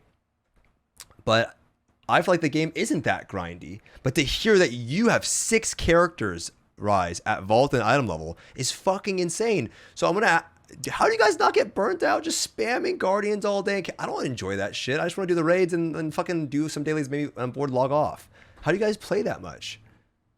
I'm getting there. But like, you have to realize that when Lost Ark launched, us being PoE players, like without even after 30 hours, I'm like, dude, I'm tired. I'm fucking going to bed. And then I'm looking for a person to host, and I see fucking DS Lily, 30 hours. Nugiyen, 30 hours. Baker, 30 hours. I'm like, fuck all these guys. I'm fucking not going offline until they do. And I stayed up. I didn't actually host them. I fucking stayed up. You know, so that's generally like the PoE player's mentality. But I mean, I'm getting there. I hate myself. I'll be, you know, doing this shit daily definitely makes you realize that you're kind of addicted. And I'm trying to like chill out a little bit at this point, but simultaneously, yeah, that PoE yeah, you're built different. Idea, yeah, it stays in there, you know, because there's always like the next thing. I was like, oh yeah, I really want to experience like Valtan and everything, and I'm across different characters, because in PoE I'm kind of known to like play a lot of different characters. But yeah, in the very end game, I'm really looking forward to just doing the raiding and not really worrying about anything else. Because I didn't really want to play Lost Ark like this, you know? The way that I saw it before was that I would just play PoE, and I would play Lost Ark the same way that I played Lost Ark on Russia, which was like off stream, just PvPing, you know? And I would be like, it would be like my side game, and I'd just be doing it. And then whenever I would need to, I would just swipe. But then I don't know. I feel like Lost Ark is not very swipe friendly. Like It's never a from swipe Poland. friendly game. Yeah. Like I'm from Poland, so you know, spending $100 on like fucking 20 gold or whatever it is, it's fucking crazy. Like that doesn't get you anything at all. But then doing that daily like makes a lot of sense for me. So I feel like I need to get out of that mindset because it's definitely fucking up my life. But as of right now, yeah, it's definitely pretty profitable as far as like in-game shit. You just eat kimchi and watch anime outside of Lost Ark. That's what I do. Yeah. So you could literally just put on another screen and like while you're streaming, just make it so you could watch anime and eat kimchi. While I'm streaming, no, I usually just mute the game and I just run Chaos Dungeons and I'm watching a show and it's just completely brain off.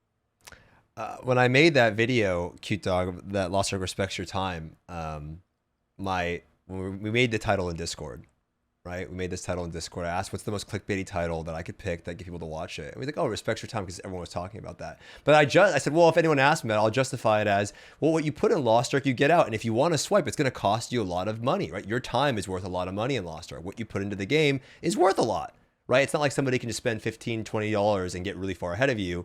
They got to spend a shitload to get ahead of you. And for me to get to your point, well, I don't know. You have 6 characters and you reverse to play. So I'm just curious. How do you? I know I see you putting in 14-hour days. You know, how do you not get burnt out doing that much? Because you don't need to do that much to do the content. Like you don't need 6 characters at Valtan. How do you not get burnt out? I think I'm in the same boat as Rise, where it's like it's getting to the point where I want to only do rested for sure, but it's because of the material prices, man. Like if I skip these characters, like you know, I'm losing. Like I have like my entire roster is 1370 plus, right? So I have like 6 characters that are 1415 plus, and the rest are 1370 something. So if I skip a day, I think, okay, I'm like every Night Fox is 700 gold, right? Every Night Fox run on carry 700 gold. That's a lot of gold, man. You're Right? so It's $100 for 30,000 gold. So like like when you convert it, you're like, okay, I'm technically, the account is saving me US dollars. That's how I think about it, right? If I don't play today, I've lost money. It's because like the prices aren't going to be like that forever. But so you're selling the mats. Yeah. Well, most of the time, yeah. Almost like 9% of the time, yeah. Like everything. It's a little like the redstones are 21 gold for 10 redstones. Like what the heck? Yeah, it's probably even worse for you guys because you guys, again, it's like twice as beneficial to just play the game. You have to do it. Like you have to do the daily dungeons because that generates like what 150 redstones. It's crazy. See, I don't sell my mats. I didn't do my dailies yesterday. I'm like, dude, I can do my dailies right now. I missed 2 Deskas. I don't know how much gold that is. 2 Deskas, some other stuff. But I said, fuck it. You know why? Because I don't sell the mats. And I literally tell myself, oh, you can say I'm a whale. That is not even a guarantee. It could be a couple taps and you might get nothing from it. So you're missing a day. People make it seem like, oh my God, if you're selling your mats, totally get it. If you're not selling your fucking mats, the game, it's RNG whether you upgrade your gear or not. So you're going to dump those mats in there and it just farts out nothing. That's why, like, fuck it. If you don't miss a day, like, whatever. Like, it's the same thing in the long run because you're going to have to hone eventually. So yeah, but you could just RNG gambit one tap and you could fucking pity it, right? Yeah, I'm not burned out yet because both there's variety, right, on the different classes. Like the classes play very differently. So like I look forward, I'm like, oh, can't wait to go on my Lancer. I'm jealous of your roster. And like can't wait to go on this other class and like learn the class. It's fun. I get you know what's crazy? The classes changed a lot from like 1340 to 1370. They feel much better. I hated my Sork and I hated my Deathblade at 1340. And then now they're 2 of my favorite classes. I'm like, damn, this is good. Mm-hmm. So I think the variety keeps you coming back. But yeah, eventually, like when they open up more character slots, I won't play without rested bonus. Well, sure. you'll eventually be doing more raids. Just to add on your point, if you think your classes change a lot now, wait till you actually finish your relic sets.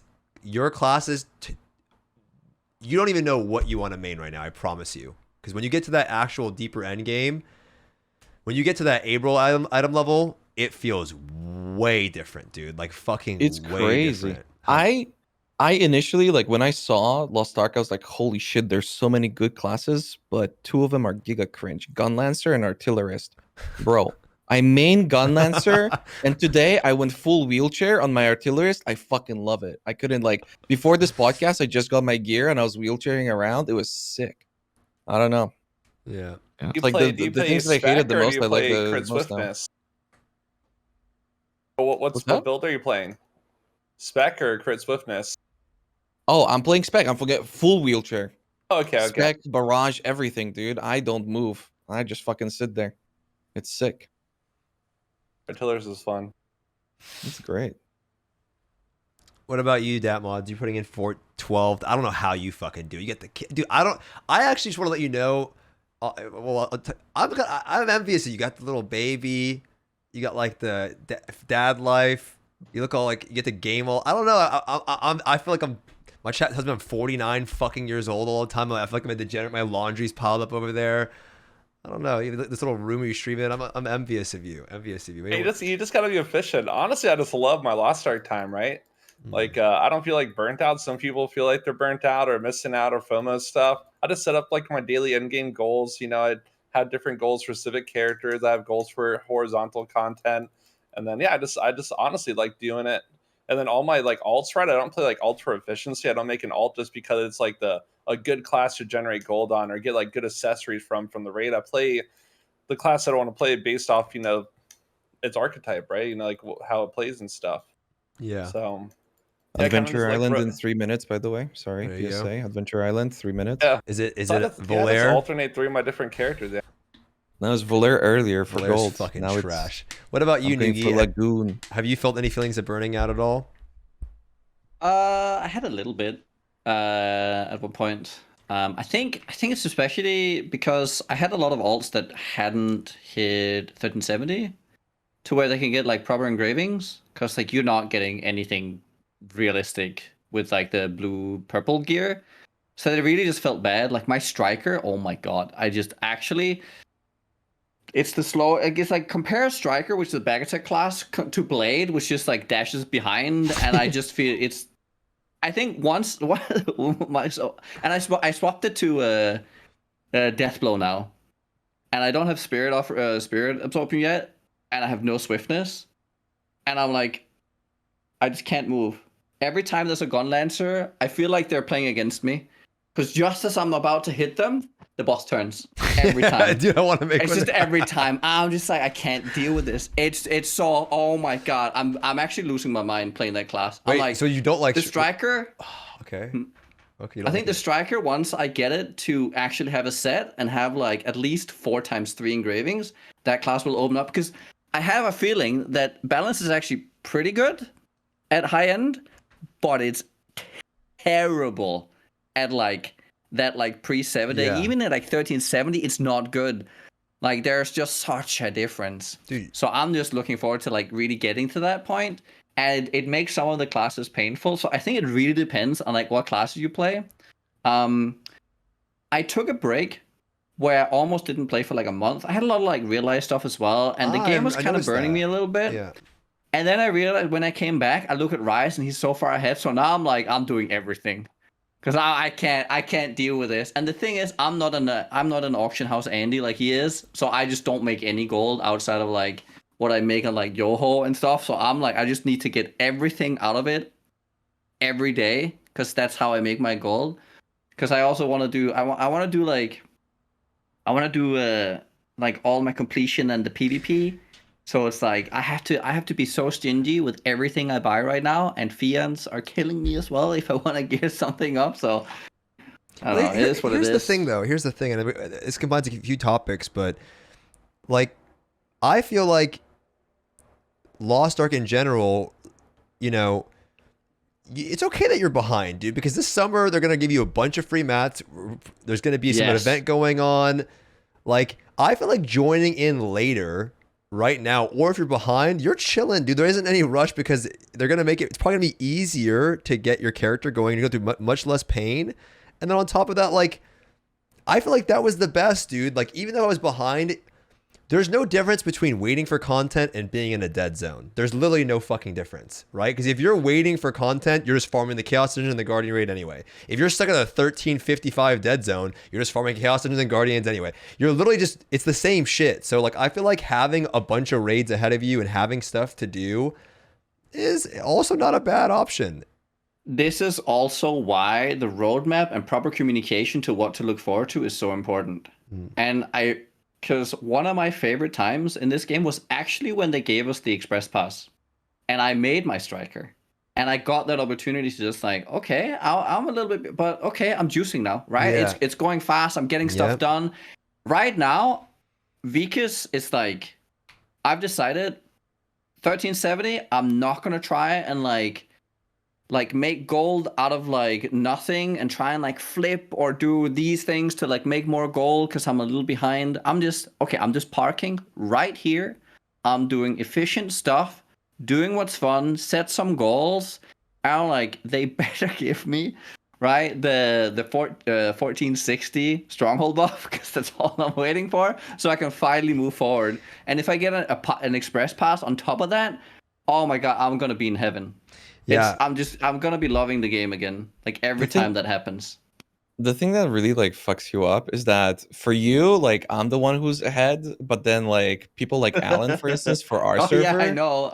Like he was actually, because I really got into like some of the auction house stuff, and I'm, you know, it's not like I'm fucking doing it a lot or like particularly experienced. I'm trying my best, but then like right. people who are doing this initially when the gold inflation was happening. People like Alan, like I'm like, oh, I have 300k gold. I'm feeling really good about this. Everybody in my streams always like, oh wow, 300k gold. That's really impressive. He's got like fucking 12 million. Yeah, you know, like he just rotates over the course of like a day. If I'm Alan, 6 characters. What? If I'm Alan, why don't I just do that in real life? Like, what the fuck is the guy doing playing? Right? That's what I'm thinking. Like, people are showing me his gold. I'm like, what are you doing, bro? You fucking has. He's like these spreadsheets and fucking. I'm like, dude, just go. Why are you playing Lost Ark? Go fucking play the stock market or some shit. Be an IRL corporate Andy, man. That guy's gold income is. I thought it was G2. I thought he was a G2G Andy. Like, there's no fucking way. He hit all these level. I'm in his. He's a PoE guy, so I was in his guild, and we were like, because we all knew each other, and I was talking with other people in the guild, and we were like, fucking Alan's whaling for sure. He's such a whaler, lol. He had like so many level 8 gems early on, dude. And he fucking wasn't even like he was That's just so like talking with a crazy. bunch of people and just like he understood the thing and it was like, dude, Yeah, I need to get that don't guy know. to be like my fucking financial Rad investor. didn't tell anybody. He had that dude. If you guys understand, chat, this guy had like a video, and it was early on. He had so many level 8 gems that I didn't think it was real. I'm like, this is fake. This is totally G2G.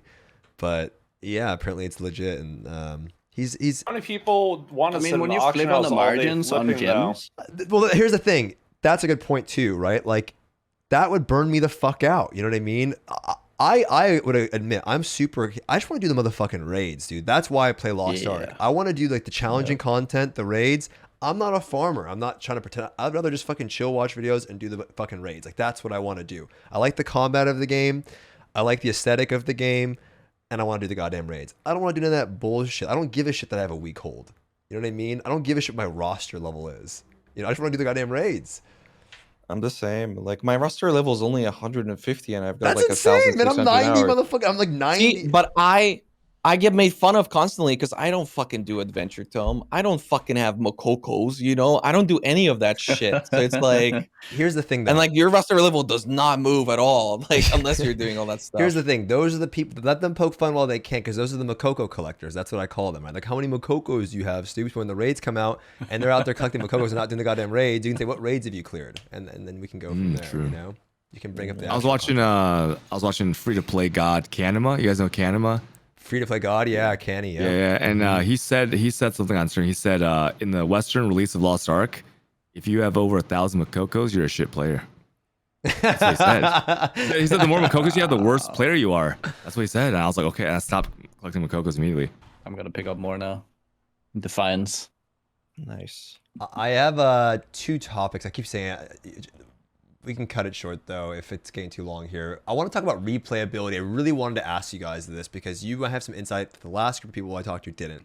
I think Lost Ark, in my opinion, the biggest problem with it and MMOs in general is it lacks a little bit of replayability. And I feel like Mythic Plus, I've read this up before, is a great attempt at fixing that in World of Warcraft, although it probably didn't do the best of job. I'm not saying Mythic Plus in general is a great idea, but it allows for replayability. I think Lost Ark, I really feel like does PoE lack replayability? I feel like sometimes I want to fucking play the game, but I can't play my character, right? I'm locked out for the day. And I'm not saying it has to give me materials or sources, but I want activities to play on my class that's a bit more spammable, right? And I feel like the opportunity is there with Chaos Dungeons and maps, right? And I asked the last guys this, and ATK is such a gremlin about gold that all he was thinking about is like, well, what happens if I sell buses? And I'm just talking about fucking fun. Like, I just want to have more fun on my class that's not gated. Doesn't have to give me rewards. It can be cosmetic. Yeah. You know, that just allows me to play my class, not play the game. I don't want to make 16 Lance Masters to play my Lance Master more that day, right? And it will change with time with raids. But let's start with PoE. Does PoE have solid replayability where you can just spam and spam and spam and spam and spam all day? Or does it feel like... That's all you do. I mean, that's the point of it. Literally, That is the point of PoE. Like literally the point of PoE is to spam. Like there's so like an optimal and non-optimal to play, meta and non-meta. So like for a while, like let's say during the Burial Chambers meta era, there's like 100+ maps that you could choose, and people would only run Burial Chambers with like double influence on and do like their Elder Rings, and you would just run the same map thousands and thousands of times trying to get Headhunter cards. Cutedog could talk about this if he wants, right? And then like there's ways to like juice up your maps, right? Like where you like enhance like the amount of materials you get. And that's essentially what Path of Exile is. You just farm, if you want to play optimally, you just farm the same map over and over again, tens of thousands of times. Or you just like, you could get like materials and then you could just buy sets to do bosses, and you could run, let's say like Uber Elder 200 times to try to get an item. That's basically how it works, like in Path of Exile. People are saying hell mode. Not to cut you off, but they keep questioning hell mode. Hell mode's great. Nobody fucking does hell mode. I know everyone acts like people are gonna do hell mode. Like, no one fucking does hell mode. And the reason why is you don't get it's fucking hard as shit. You have to find 7 other people, and you get a title. So I'm down. I want to find some sick fucks that want to spam hell modes. But I doubt. Me and Datmodz do it, right? I'm down to make a fucking hell mode party, but as the average player, you can't even find fucking, you get kept out of goddamn normal pugs. You need to get a sick fucking group for hell modes. That's not gonna fucking happen, right? So I'm just trying to find activities that the average player can do that allows you to play your class, not the game with horizontal activities, Makokos, or the new Stronghold updates. I want to juice it up on my fucking 14, whatever, my Lance Master, right? Rise, do you experience, you have all these characters, you're doing so many Chaos Engine dailies. Do you think the game needs that, or you think it's actually okay as is and I'm expecting too much, which is totally plausible? I fucking hate the gameplay loop of like Lost Ark. It makes zero sense to me, honestly. Like I played classic WoW or like vanilla WoW when it came out, and then my only like real MMO experience was with that all the way until Cataclysm. In which case I was like, yeah, fuck this game's shit now. But after that, I was searching for all these different MMOs. I couldn't find anything that I enjoyed, so I just didn't play MMORPGs for like an eternity, essentially. And now it seems like every MMO is more or less like Lost Ark. Log in, do dailies, you've got your weekly raid, and you said the worst part about it is like the replayability. For me, the worst part is the monetization. It's fucking crazy how these games are like monetized. And so, yeah, I've got a big problem with it because I'm like you. I just want to do the raid. I just want to get my shit pushed in, to say it lightly. You know, I'm a real masochist in these things, and I want to avoid it. And one of the things, speaking of Kanema, was that like I heard him say like, I don't do daily content. It's boring for me. But then he's got 24 scouters, and like I didn't comprehend what that meant at the time when I heard it. When I heard it, I was like, oh, so you don't have to do daily content. You're just doing weekly raids, and that's what I want to do, poggers. And then now that I have perspective as to how crazy that is, yeah, it's a little bit different. So I mean, you're chilling, man. You have 6, you're done. I would just see. That's the thing. That's kind of what I'm hoping, that like I'm gonna have my six main characters, and then I'm gonna go back to what I originally wanted Lost Ark to be, which is like, you know, I'll swipe a little if I need to. It's gonna get like that. A situation. You're gonna see, but like it's. Well, I promise you, the game will get like that, where it's not. People, you just focus on doing the raids, right? But I just feel like once you're locked out of the raids, you may not experience this yet, but you will experience it. Where like you guys are gonna rip through these fucking raids eventually, right? Now I don't think we're gonna have this issue in NA or in EU because we have all this pipeline of content probably coming. But I do think eventually we'll rip through the raids, and I just feel like every MMO fails in having a spammable PvE activity that's fun. I think it's always. Listen, I feel it because I had that neuron activate today. Like I wanted to roll around in my wheelchair more, but I killed the Skaluda, you know, I killed Dargos, Valtan's dead. What do? I log out, or like I log into another alt, and that really sucks. You know, I made 2 Gun Lancers because of that, because I'm like, I just want to play more Gun Lancer. It makes no sense. But realistically, I mean, it's shit content for a video game to have. Yeah, like, you shouldn't be forced to play like that. That's probably my biggest problem with the game right now is I wish your main felt more like your main. Like either you could funnel content from alts to your main, or they put in like better replayability content, like, you know, influence from like an ARPG that you could do. So you could just like continually grind something, but they would have to figure out a way to like balance it around the bots. They just can't give bots access to like unlimited gold or unlimited like materials and stuff like that, right? Yeah. I wonder like how they would do it. Like right now, like how much do you play your main? You just play it as much as your alts for the most part, besides maybe like your raids, but it's also because they don't have all the content yet. Yeah, you'll play it more, but no, I think this is the other guys I was talking to. They just, the farming is part of the game, but I think every MMO fails at this. I don't think this is a Lost Ark problem. I know why dailies exist, right? It's to prevent players from getting too far and for you getting too far behind, right? That's what they're there for. It keeps you in the gameplay loop. It's easy to digest, and it keeps everyone kind of close together naturally without spending money. But I just think that every MMO, it doesn't have to be materials. It can be cosmetic based, you know? I don't know what the solution is there, but like just think about, you already have Chaos Engines. Why not expand on that as an activity for optional fun? Make it more challenging, more fun. You have Boss Rush. Why not actually add real fucking bosses to Boss Rush and have like a vendor for cosmetics there, or a title, a difficult activity to do? I know Hell Mode's an option, but I just think that there's so much to be had there for every MMO. They all lack PvE replayability once you've cleared the content. And I think Nuke, you want to say something? I'll let you go. Yeah. if you look at like Kamina, right? He makes 24 of the same scouters. So so if you have 24 characters, right? Let's say they're all different. Let's say you have one of each class, or you have 24 of the same. Like the amount of resource you get out of it ends up being the same, right? So you could make 24 the same, and then, well, maybe that's slightly more efficient, so you do it a little faster.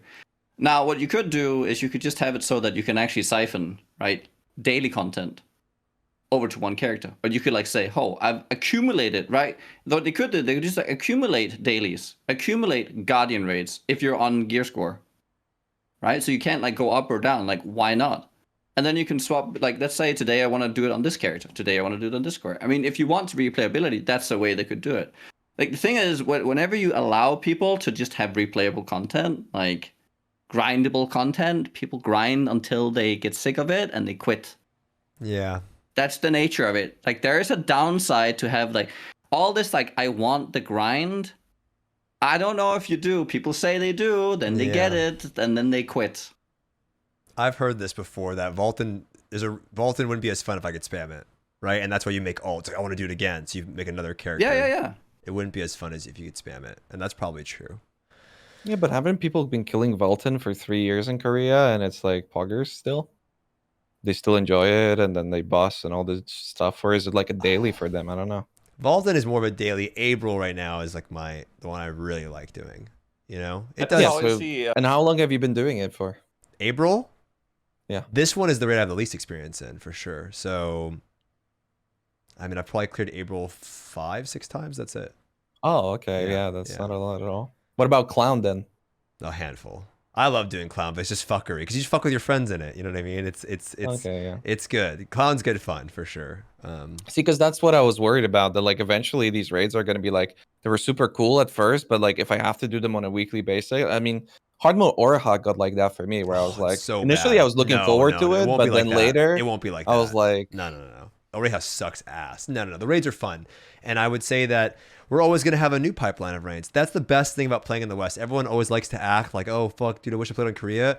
On NA, we are always going to have something coming out because they're going to get it and then we're going to get it, right? So we have so many raids to look forward to, which is the good thing about playing Lost Ark in the West. All right, last topic here, and then we'll wrap it up. I had so many more Fions I wanted to talk about, bloat I wanted to talk about, monetization I wanted to talk about.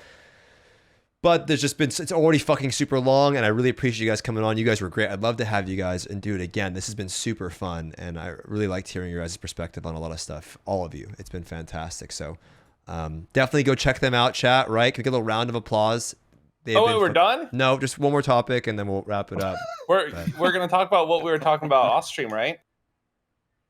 What's that now? professional host. You wanted to increase the cost of Fions for everybody. No, I didn't say that. I heard that. I'm editing this out, okay? I have the control of it on YouTube. I'm editing this out. Oh wait, that's a joke. That's a joke. Oh my god, dude! I already get people calling me the fucking whatever.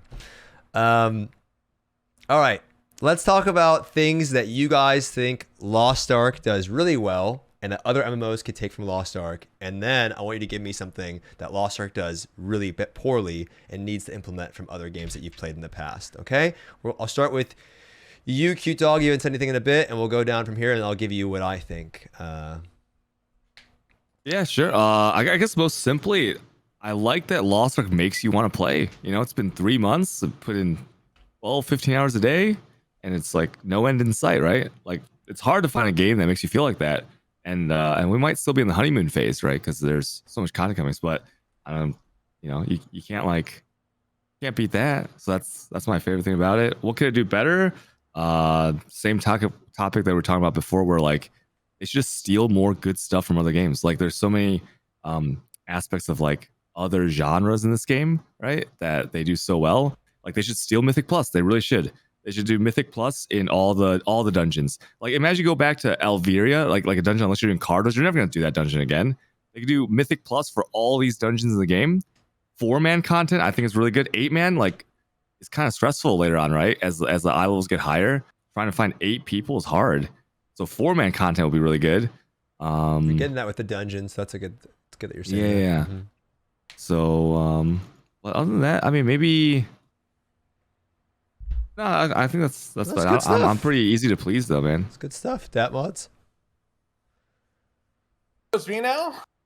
Man, I think Cutedog just took everything I was gonna say. No. But yeah, I like the 4-man smaller scale content. Be like you feel more tight knit, right? And you're less dependent on like so many random people's individual performance. So yeah, having like more 4-man content and maybe more aspirational 4-man content would be good.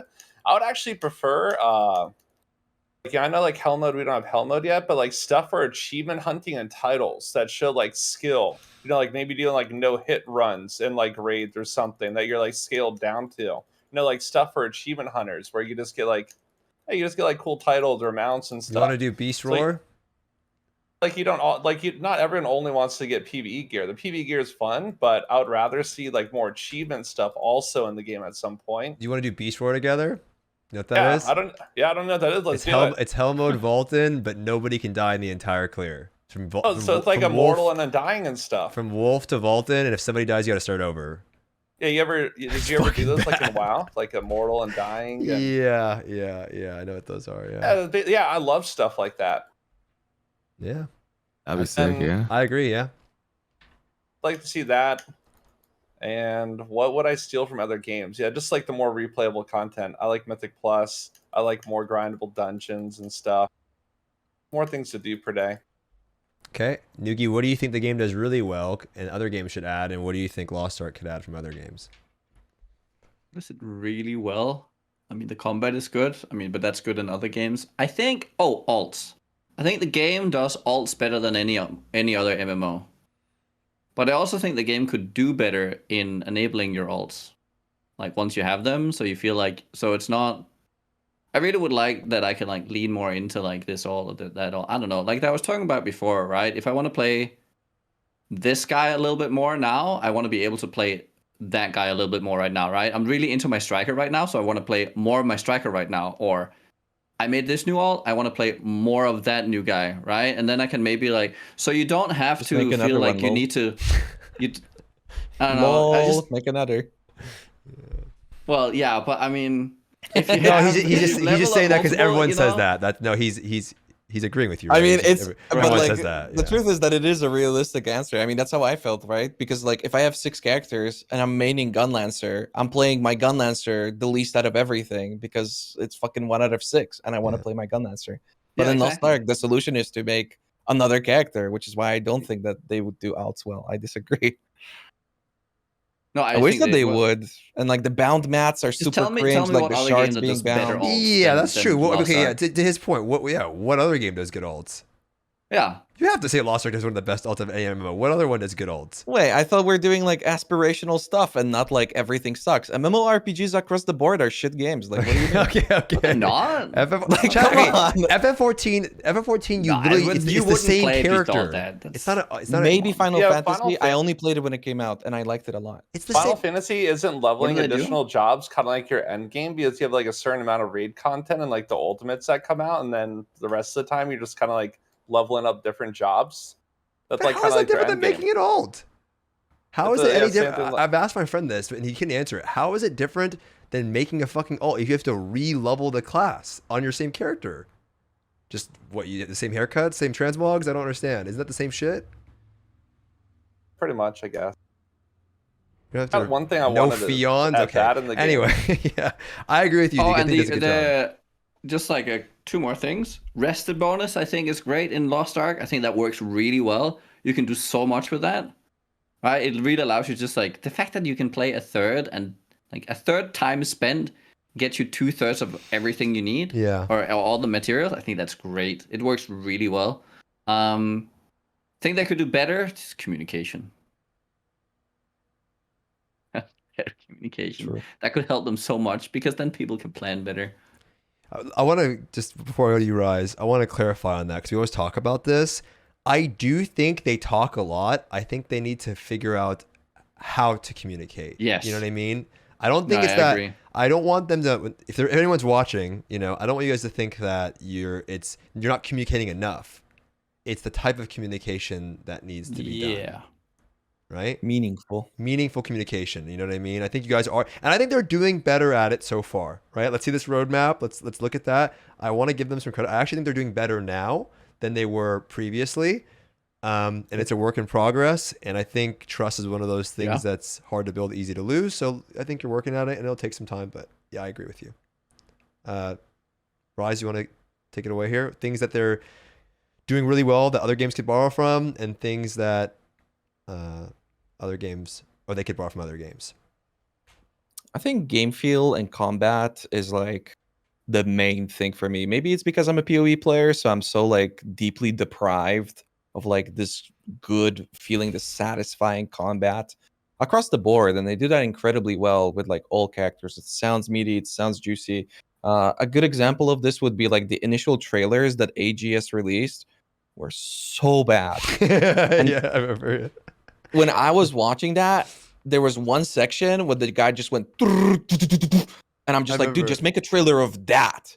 Like, that's the whole trailer. And all of their trailers are literally that now. It's just in-game sounds of like things going pew, pew, pew, the whole time. Sounds good. It's fucking sick. And like, that's all you really need. And it works super well. And I think that's definitely the most satisfying thing. And the thing that I look forward to the most, paired up with the boss combat. And yeah, for me, again, I'm an old school like MMORPG player. So, you know, back then people, you know, like fucking Molten Core, Black Temple and all this stuff. Like it wasn't really like particularly difficult. It was like try and find people that suck the least rather than people that are genuinely good. But I feel like in Lost Ark, from what I'm hearing and from what I'm seeing, where the game is heading, is the type of game where you genuinely have to be good. Otherwise, you're not going to be able to like do this stuff. And that's really something that I'm looking forward to. As far as things that they do poorly, everything else, all of it.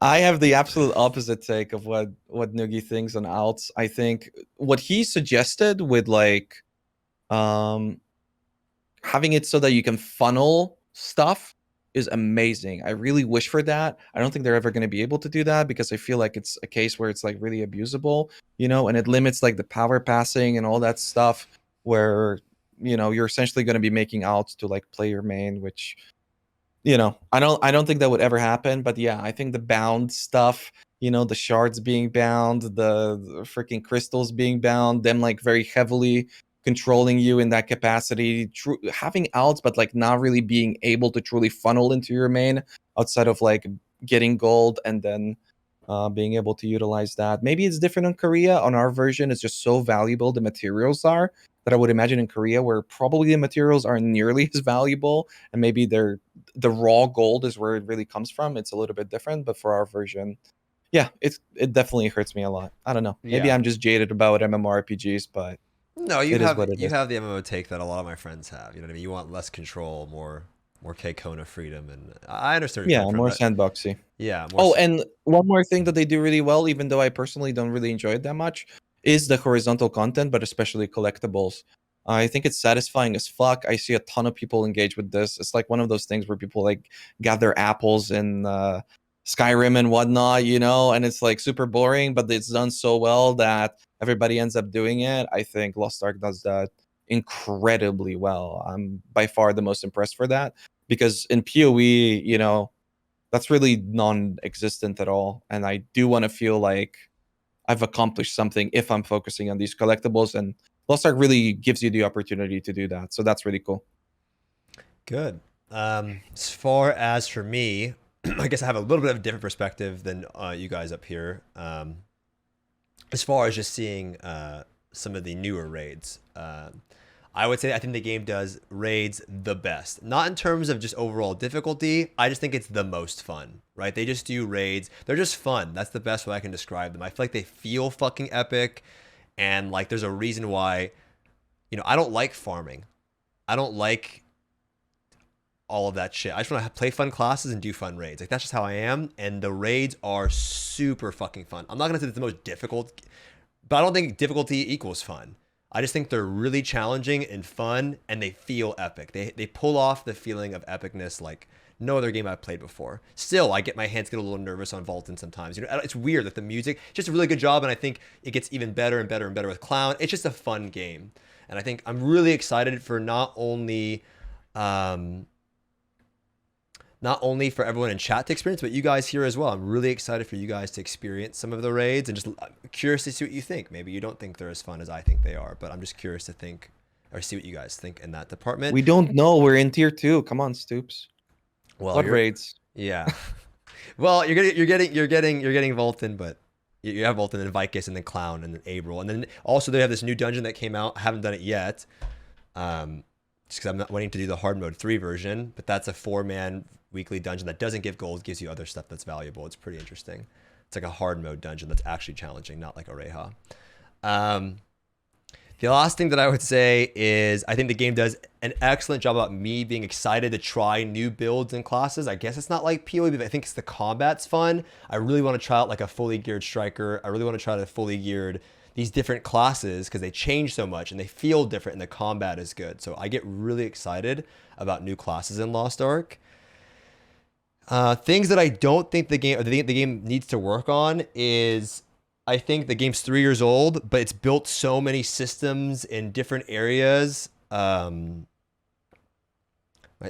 laughing what they're spamming. They're spamming a meme that I do, by the way. It's like Mr. Igu Baba El Shishe, but they're writing it in Korean. It's a really funny copy pasta in my chat. I think the game has built so many systems that it really needs to go back and revisit some of the older shit and revamp it. I think that there's some things that just don't make sense, like you guys were talking about. I think there's a lot of bloat. I think it needs to really spend some time looking at its older systems and how those can improve. Because if it continues to just build on top of build on top of build, there's just going to be some things that are always overlooked, right? Just like Fion's an example. Is there a better way of improving the Fion experience? You want to know what irks me is visual indicators in the game, how hitboxes of the visual indicators aren't actually a true representation of where you could stand. Like, you can't like really skirt the lines super hard in Lost Ark. Because if you're standing right next to the line, you'll still get hit. Yeah. Listen, as somebody who has ruined his sleep schedule due to watching Datmodz wipe on Valtan for 16 hours straight, I watched the shit out of that. I can tell you for a fact, mods, okay, the camera is angled, all right? So you've got more leanway above the boss and less underneath. It's angled. You're a PoE player. Come on. Take that into advantage. I see you getting pissed about that. But dude, the visual of the tornado, it gets you should better. be able to stand right at the edge, right? It gets better. The hitboxes in Lost Ark are trash. I don't know. I'm just too old. I do agree. They're trash. Just so we're clear. I agree. You're not wrong. But better not be wrong. Busting your balls a little bit. Sorry. I think ultimately that's what it is. I think they need, hopefully I want more horizontal style, fun, chill content. I'm excited for this summer for the Stronghold revamp, mini games. I just think the game needs to work on its foundation before building any more on top of it. Because coming from World of Warcraft, it was just building on top of building on top of building on top of building on top of building on top of building, and then it's just a bunch of fucked up shit all the way from the ground up. And since Lost Ark's a newer MMO, I'd like to see them make sure that they have a strong foundation before adding on top of anything. So that's just one thing that I think the game could do going forward, since it is relatively new. Off the top of your head, 3 things that could go right now and wouldn't hurt you. Things that they could except remove. Fions. Remove? Yeah, like in terms of bloat. I think there's way too many fucking grenades and battle items that could be combined. I don't know why there's 70 different battle items. I think you open a chest into another chest, into another chest, into another chest. That's just, why is there 75 chests and when I'm trying to open one item? And I personally think replaying the story over and over and over and over again is stupid as fuck. Just get rid of the find another gold sink, and if you're going to have the gold sink allow me to skip the story, don't cap it. Like, why do I have to do another character to do the story skip? That whole system is weird in general. Just, I'd be making... It's funny to me because you remember the drama that we had about, like, respecting your time hearing with the time thing? I literally said that with the game wasting your time when I was opening card packs and it was just fucking bam, bam, bam. And I'm sitting there for 10 minutes. And that's where I first heard like the whole, like the game respects your time. And I'm fucking losing my mind over here. Like, what is this shit? You know what's crazy about the video that I made? The first 10 seconds, I literally say this title is complete clickbait. I just want you to watch the video. And then I've never seen the video. That's why. That's what I said. The so first 10 seconds, I'm like, I literally said, I don't know what I'm gonna name this video. I might name it the MMO that made me quit WoW Part 2, or finally MMO that respect your time. Just because MMOs don't respect your time in general. It's a fucking video game. How does it respect your time? And then how do you gauge what's respecting somebody's time? Like, everyone values their time differently. Like the way you value your time is different than the way I value my time. How does anything respect your time? It's what you deem to respect your time or not. It's a weird concept in general. I'm very proud of you, Stoopzz. You've really matured. But it's just, dude, it's all about getting people to watch the video, which I think I did a fantastic video. So I'll watch it one day. You should watch it. It's fantastic. Thumbs up and subscribe, notifications on. But with that pitch, listen, chat, I really wanted to bring these guys on because I feel like they deserve a lot more attention. They're grinding the shit out of the game. And let's give them a round of applause. Everybody listening, those on YouTube and on Twitch, check them out.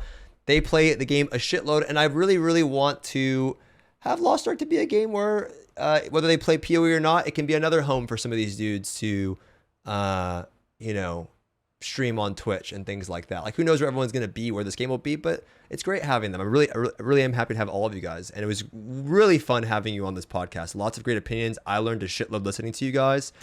A lot of great takes, and we should do it again. I'd love to have you guys all on again. That was really, really fun. I appreciate it. Anna, thanks for having us. Yeah, thank you. It was fun. It was fun talking with everybody. I think Stoopzz is you're the only person I ever talked to. Really? Okay. Well, first time for everything, huh? Yeah. My favorite part of the podcast was when Stoopzz left, and then he was the only one who left, came back and said, "Welcome back."